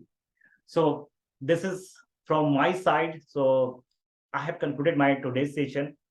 So not many things we have covered. So this is my contact details. If you want to have any contact, you want have any query related to whatever we have discussed, feel free. So I'm just, yeah, so I'm just, I have started looking to the chat. So let me just go through a few of the questions. Definitely, it has come. First question, what happens to the applicant if the country economy hampers? That is the question. Okay. So if country economy hampers means payment will not be made by the even if issuing bank wants to remit the fund, because their central bank says no remittance can be made, like we have seen the case with Sri Lanka, isn't it? Payment will be stuck. That is the country risk, we call it internally here. Okay, for that, to mitigate that risk, it is better to have that LC confirmed by local bank, any bank, maybe SBI, Bank of Baroda, maybe ICICI, any bank in India, so that payment need to be made by the local bank who has confirmed the LC, rather than depending on the bank who is located in this type of country where economic issue may arise. One more question is there. Are there any charges and are deducted? Sorry, what I will do here, I have enlarged that so that I can read it properly. Are there any charges that are deducted from the seller's payment for the LC service, or complete payment is received? It depends on the LC structure. Okay, Naman is saying, this is the question from Naman. So it depends on the LC structure. Okay, so if LC is available by negotiation, for example, okay, so that means what? At the request of the beneficiary, nominated bank may deploy their own fund and give the amount to the beneficiary. So in that case, if due date is 31st December, today as a beneficiary, I have requested the nominated bank, when LC is available by negotiation, where the due date is 31st December, I am expected to receive the payment as a beneficiary on due date only. But since I want money right now, so whatever rate of interest that nominated bank will decide based on obviously mutual discussion, that I need to bear for those many days up to the date that reimbursement is expected or due on due date, right? So that is to be borne by the sellers only. Okay, so seller basically need to bear that discount charges. But if LC is available by side payment, hardly any deduction will be there, because entire payment will be received except for some, you can say, swift message and all those things. Otherwise, no deduction will be there. Okay. Next question is, we are exporting on LC where the selling time is 1 to 3 days. For example, Oman or Nepal. How will the consignee clear his goods? Because it will take minimum 10 days for all the documents to reach the shipper bank, and from there to the buyer's bank. Okay, fine. So in this case, what will happen that when you find that goods will be arrived earlier than the document. Okay, so we need to understand the risk as far as exporter is concerned. Okay, one way could be that goods can be consigned to the issuing bank. Okay, so in that case, submission or surrender of original transport document will not be necessary for the carrier to release the goods. So in that case, simply carrier may carrier may release the goods to the consignee by merely identification. So if goods are consigned to issuing bank may issue delivery order to the applicant. Based on that, applicant may go to the carrier and get the goods released. So there is no need for, in this case, original documents to be presented to the carrier. But the challenge is there is a risk. There is a risk for the applicant. What if documents have been received and documents are discrepant? To get this type of delivery, seller also will have the risk, because if discrepancies are there, goods are already taken by the applicant, or because what will happen that it is directly consigned. So you need to take care of that. But these type of things you can factor in the LC, and calculated risk you can take based on the situation. Okay, one question is there, what is site LC? So site LC means where banks, when determines documents are complying, means there is no discrepancies, they will simply pay. In layman language, you can understand this. Okay. When I say site LC, means payment is immediate. Okay. When I say usance LC, payment is in future date, means 90 days after the bill of lading. So site LC, so LC can be available by site payment, means if I present the documents are complying, bank must pay immediately. That is the meaning you can say site LC. Okay. One more question is there, and such a LC be open whose validity is of 1 year, means we can do 4 or 5 shipment a year under same LC. That is possible. That is possible that one LC only can be issued in favor of you, and there could be scenario that partial shipment is permitted and part shipment can be done. So LC can be for, you can say, $100,000, and you can have the condition there, part shipment is allowed and validity could be 1 year. So 25,000 one lot, another 25,000 another lot could be sent. But be careful how the wordings of the LCs are there, because a lot of things are involved in that. Okay, so that is possible. But what is red clause LC? Red clause LC is nothing but, you can say, there could be a clause in the LC that nominated bank may give certain portion of the LC amount before shipment to the beneficiary, merely simple request. So it is possible that LC amount is 50,000 export LC amount. But since you are a beneficiary, you are an exporter, you need some advance to procure the raw material so that you can start manufacturing of the goods, right? So you need some amount. Maybe you have requested the applicant, boss, at least I need $5,000. So it is possible in that LC, it will be mentioned that 10% of the LC amount can be given to the beneficiary without even beneficiary has shipped the goods and presents the documents. So basically, you can say one type of pre-shipment funding is being done under this clause. So nominated bank will give, based on the LC terms and condition, that $5,000 to the beneficiary. A beneficiary will definitely give the undertaking that, okay, I will use this fund for the procurement goods and I will submit the documents for the entire $50,000 to you. Those things are there. So you can say this is one way of advance payment to the beneficiary for pre-shipment credit, you can say, for the beneficiary. So, and I'm not sure how this question has come, a lot of messes. And such ALC be open whose validity, okay, that I have already answered. Rate clause I have answered. In UPAS LC, what payment term is mentioned? Payment term will be usance only, 90 days after the date of shipment or 180 days after the date of shipment. Depend on the working capital cycle and assessment of the LC limit by the issuing bank. Okay, so here in India, mostly it will be 90 days. So UPAS LC is not clear. Simple. So as a importer, if you ask your bank to issue site LC, means what? Beneficiary will get the payment on site, and you will also need to make the payment upfront only, immediately only to the issuing bank. In UPAS LC, beneficiary will definitely get the payment on site basis, means immediately. But as an importer, applicant of the LC, you will get extended credit time for 90 days. Means for you, due date will be 3 months or 90 days or 180 days from the bill of lading date. So you will get some time, breathing time, or you can say time for making the payment on due date. So that is the, so UPAS means usance payable, usance LC for the importer, but which is payable at site for the beneficiary.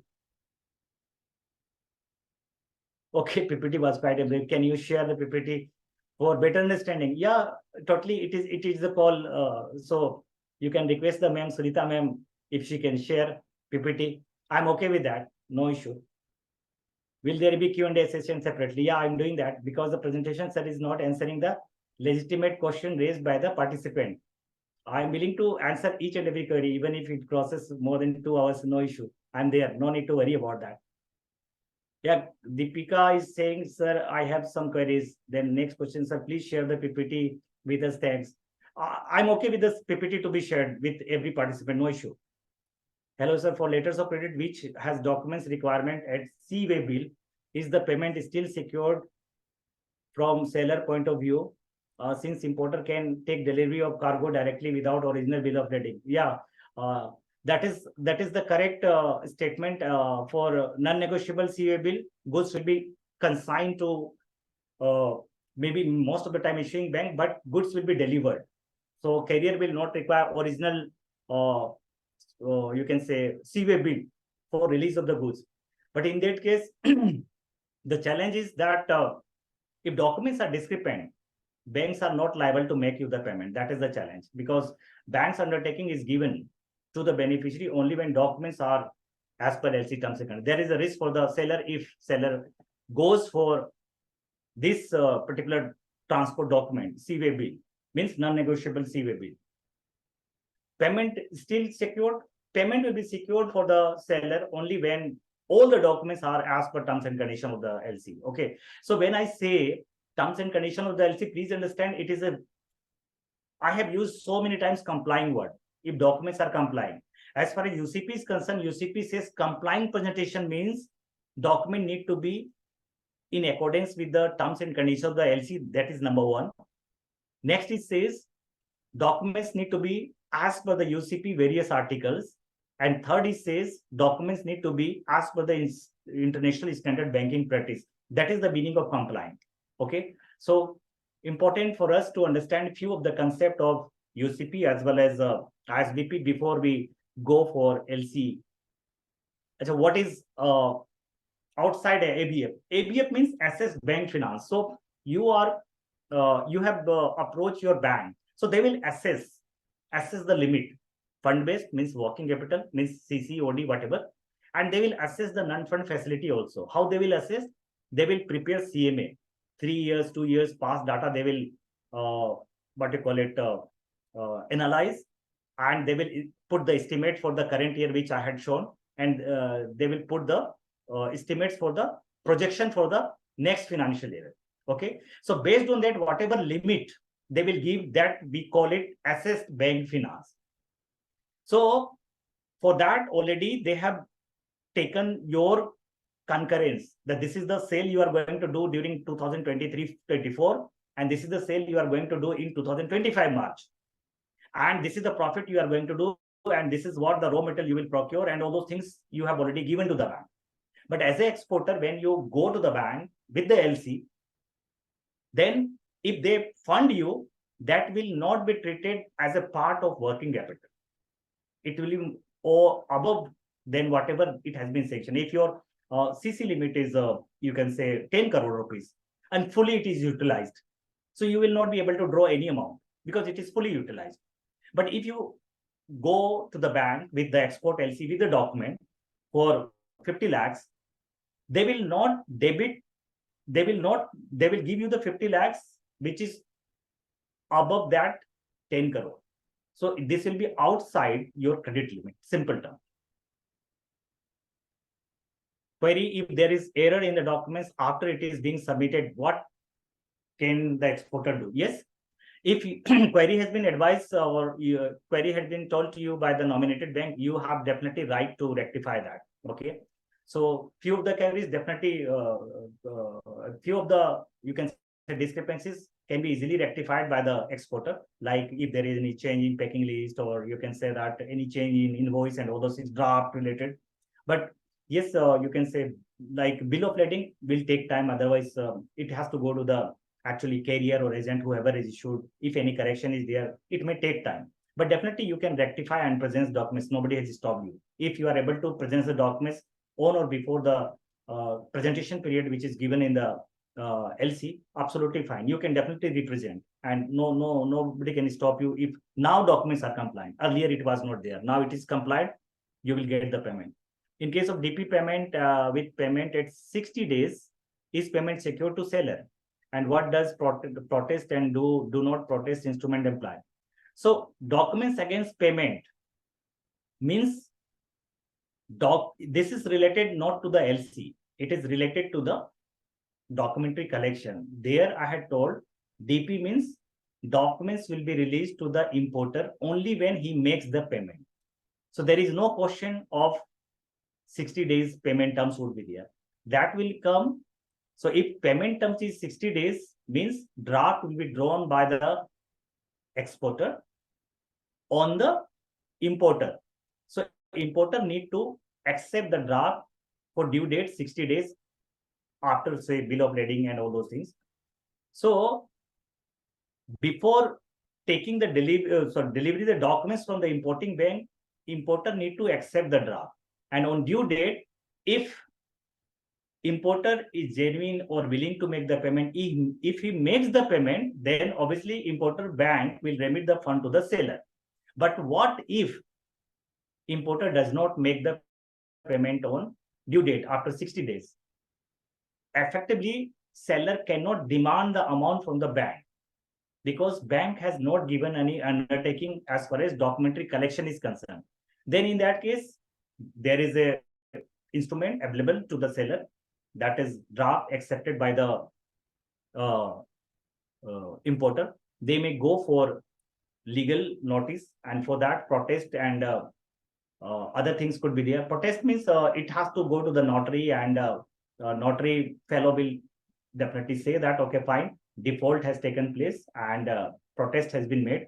With that, seller may go to the court that payment terms was 90 days, but on due date, importer had not made the payment. And this is the proof they had accepted the draft, but they have not made the payment, right?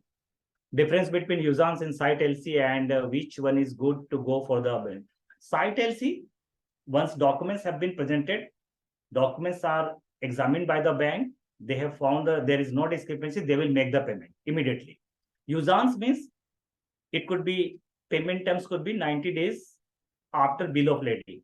So even if documents are without any discrepancies, actually in case of usance LC, payment will be made to the beneficiary on the due date, means 90 days. You can say 30th November or 31st December, whichever is date. I mean, you need to calculate it. Okay. For the beneficiary, obviously go for the site LC. Can Indian bank discount foreign bank usance LC? Yeah, discount it. I exported goods to LC on LC to Nepal. First of the advising bank, Standard Chartered Bank, and then my bank, Kotak Mahindra Bank. Both took charges. How does it work? First the advising bank, and then my Kotak Bank. So you have got the LC advised through Kotak Mahindra Bank, if I'm correct, right? So I'm not sure which bank had issued the LC from the Nepal, right? So maybe that Nepalese bank does not have any correspondent banking relationship with any bank in India. But the bank who has issued the LC in Nepal would have got correspondent relationship with Standard Bank, Standard Chartered Bank. So there is a concept of advising bank, first advising bank and second advising bank. So since Nepalese bank does not have any relationship with any bank in India, including Kotak Mahindra Bank, they will not be able to advise the LC through that bank. So what they have done in your case, they have advised the LC through their own tied up correspondent bank, Standard Chartered Bank. So Standard Chartered Bank has taken the service of second advising bank, your bank, Kotak Mahindra Bank. So both the bank will take the charges. Advising bank charges need to be borne Okay, but who has to bear? It will be the terms and condition of the LC. If LC says it need to be borne by the beneficiary, means as an exporter you, then Standard Chartered Bank advising charges as a first advising bank and Kotak Mahindra Bank as a second advising bank, both charges will be borne by the beneficiary, means exporter. So that is how it works. Okay, so Nepalese Bank will not have any relationship with any of the bank in India, especially your bank, Kotak here. Sir, if we got Uzan's LC 150 from bill of lading date and we send the material and submitted the negotiation bank, after then importer collect the documents, after they ask for discount with any issues created by himself or discount the time exporter, no need to worry. No need to worry. If it is under LC transaction, you did not have to worry about anything related to applicant. If documents are complying, means LC terms and condition, you will get the amount. Whatever applicant will say, applicant is not a party to a documentary credit, means LC. Understand this. So whatever applicant will say, now this is the undertaking given by the issuing bank. Okay. So if you have supplied the goods, only thing you need to ensure that you submit the documents exactly as per terms and condition of the LC. Okay. So if you have already got acceptance, you will get the amount. Nothing to do, nothing to worry. Okay. LC confirms payment security in most cases, which is why the beneficiary insists. What about ICICI on direct export without LC? Here also the risk mitigates. Yes, I totally agree. So if you are doing the export on collection basis, then definitely you need to go for ICICI because you need to protect your capital.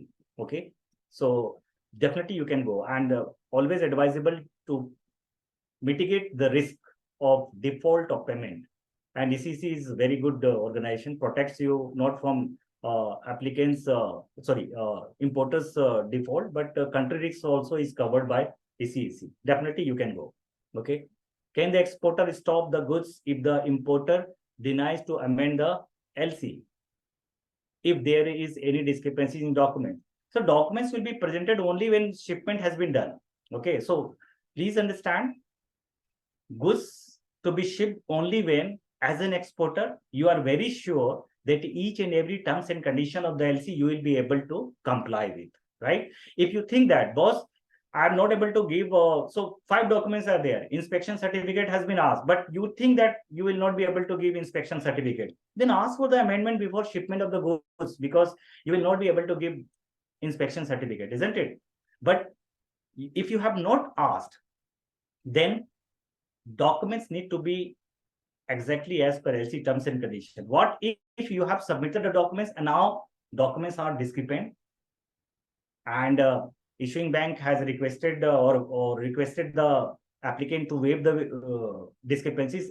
Applicant may say that I am not going to waive the discrepancies. In that case, your payment is not, you can say, assured. Maybe issuing bank may return the documents. It will be now our baby.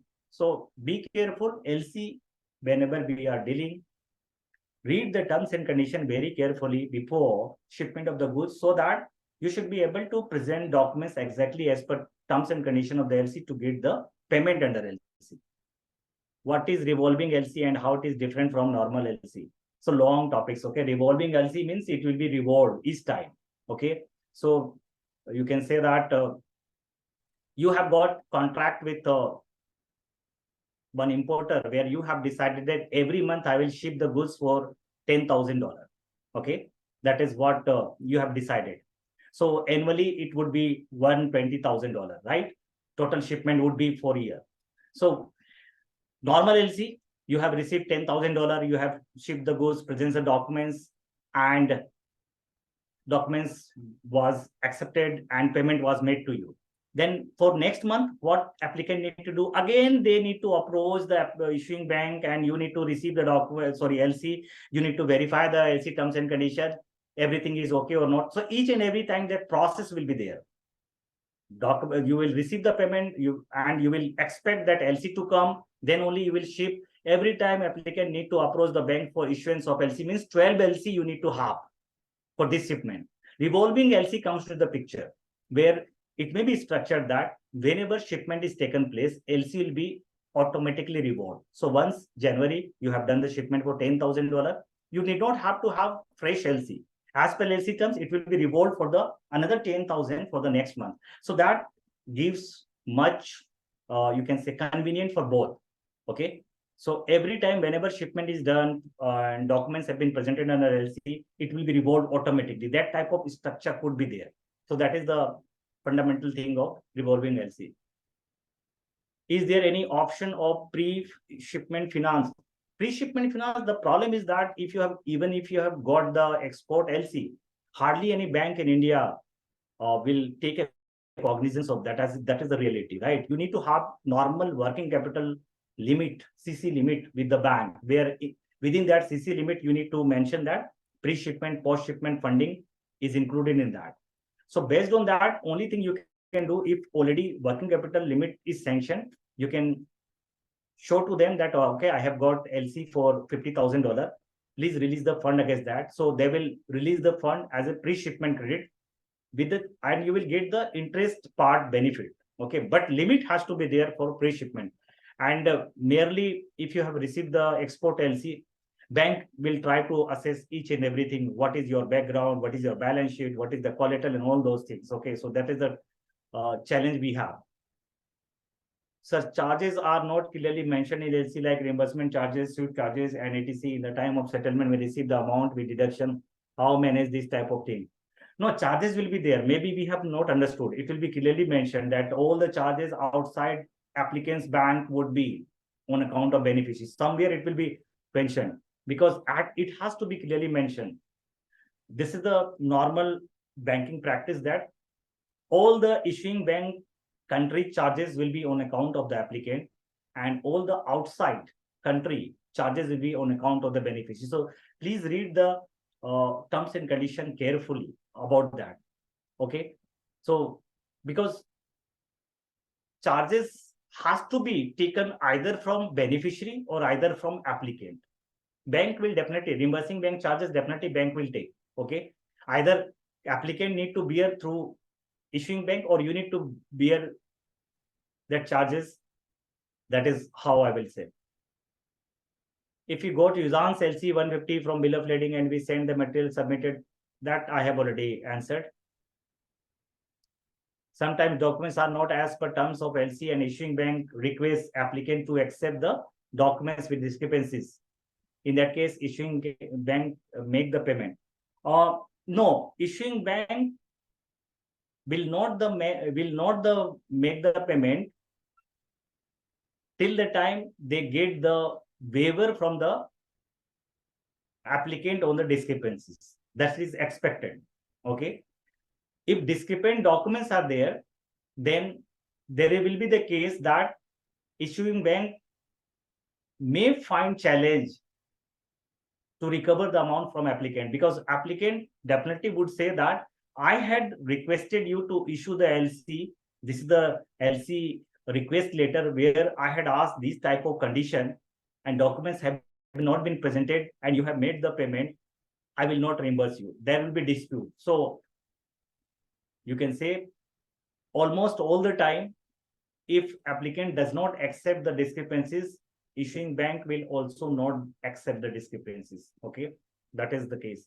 If applicant accepts the waive the discrepancies, most of the time issuing bank will also agree to the waiver given by the applicant. But please understand, even if discrepancies have been waived by the applicant, issuing bank may refuse to accept the waiver given by the applicant. But that is as per UCP. It will be the sole discretionary of the issuing bank whether they want to accept the waiver given by the applicant on the discrepancies or not. But most of the time in practical, because ultimately applicant, who is the applicant? It is issuing bank's client. So they want to facilitate the transaction. So most of the time, they will also accept the waiver given by the applicant on discrepancies.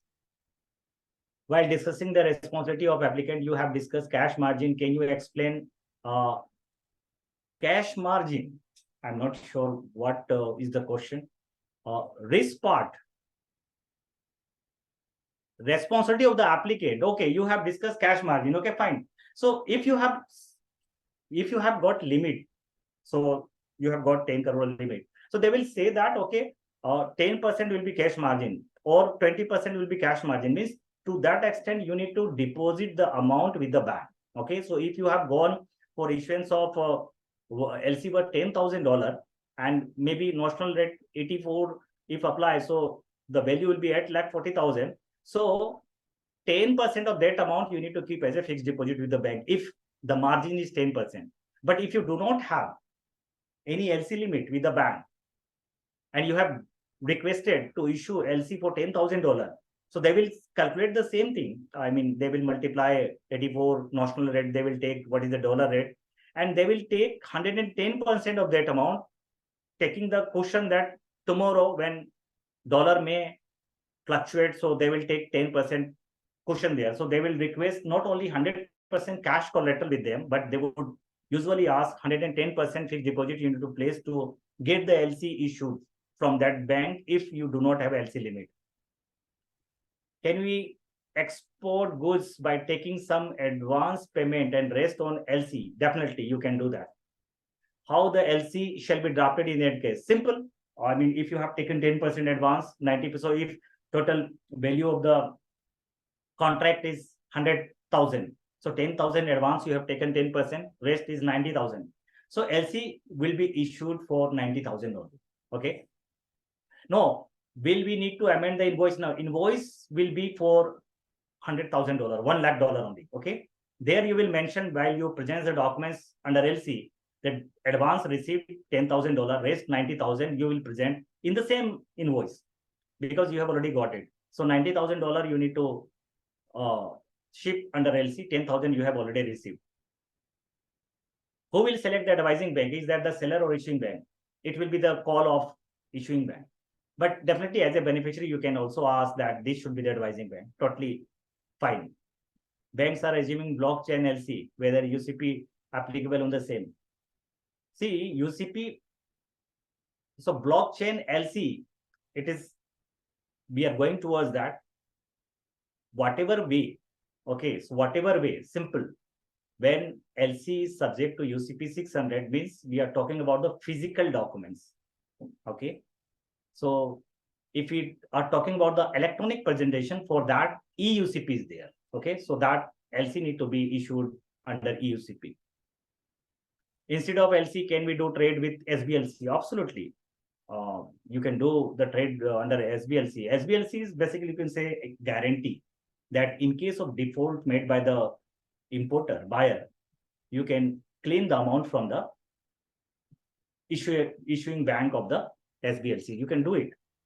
Do we need to document the relaxation in condition if buyer and his banker is ready to accommodate the changes? Everything, if original terms and condition of the LC need to be changed, it has to be by way of amendment only. Okay. So I have finished. That. So no chatting is there now.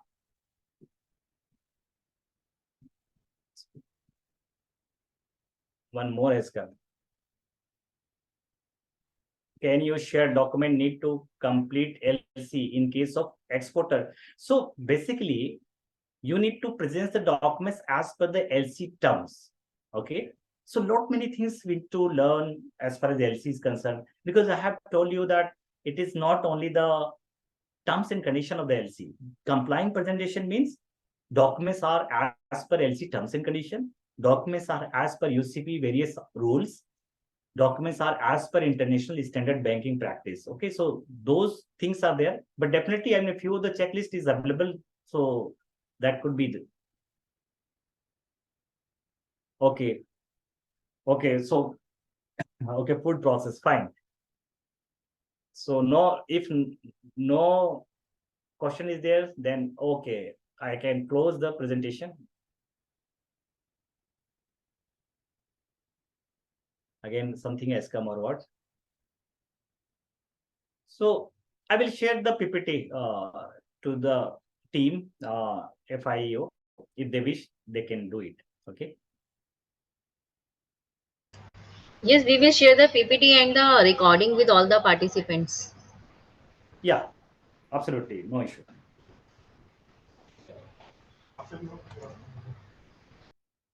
Uh, okay, so no question is there. Hmm. Or any question? Okay, share the PPT. So, Sunita, I will share this PPT which I have covered. I will share this PPT once again to you. Okay, so you can share it. No challenge.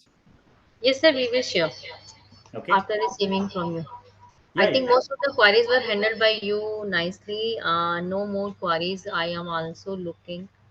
If any further questions, any query, please feel free to ask because we have to wind up this session now. Anyone? Okay. Uh, but our relationship is not ending here. If you have any queries in future also, you may write to sir. He has already shared the email ID and phone number with you all. And you may write to FIEO also. I'm just writing my email ID in the chat box also. And as I said initially when we started this session, FIO is the organization who is helping to exporting community in all manners. If you have any problem, any issue relating to ISK, relating to GST, IGST issues, any policy matter, you please come to us. We will definitely solve your problem and take up with the concerned authorities. I would like to again request to non-members, please take the membership fee. You will definitely receive good services from FIO. Sir, I really would like to thank you on behalf of FIO. It's really wonderful session, knowledgeable for me also. I will also see your recording because I was busy in some other work in between. But really, thank you so much, sir, and we will definitely take your services in our future event for the benefit of exporting community, and will ensure that exporting community will definitely come to you for their problems and issues if they will face, because LC is really important subject for the exporters. When they are exporting to any country, LC is important. So just would like to thank you all the participants on behalf of you. Please free to write to Mr. Isa, to us. Few, I'm just writing my email ID here. You know my number, I think Sunita, the class number. Everybody knows about that. So you would like to say anything to us? No, thanks for listening 2 hours. Okay, so thanks to you, Sunita, and obviously entire organization of FIEO. And thanks to all the participants here attending this session, because always I feel very good when exporters are there, because this is my passion to help all the exporters, especially SMEs and mid corporates, that they should be not fully expert, but they should be aware what need to be checked before they do the shipment so that they can mitigate the risk. I mean, they need to have overall understanding about entire LC transactions, because whenever we receive any LC, we feel that, boss, we have received the LC, then we can do the shipment. But LC also need to be seen thoroughly before we do the shipment. And always I say that if you understand the terms and condition, how it need to be comply, so that your payment is assured, that is important. And for that, if you all are there learning and understanding the things with the help of entire program conducted by uh, FIEO, then definitely it is wonderful to see that okay, people are aware and willing to learn.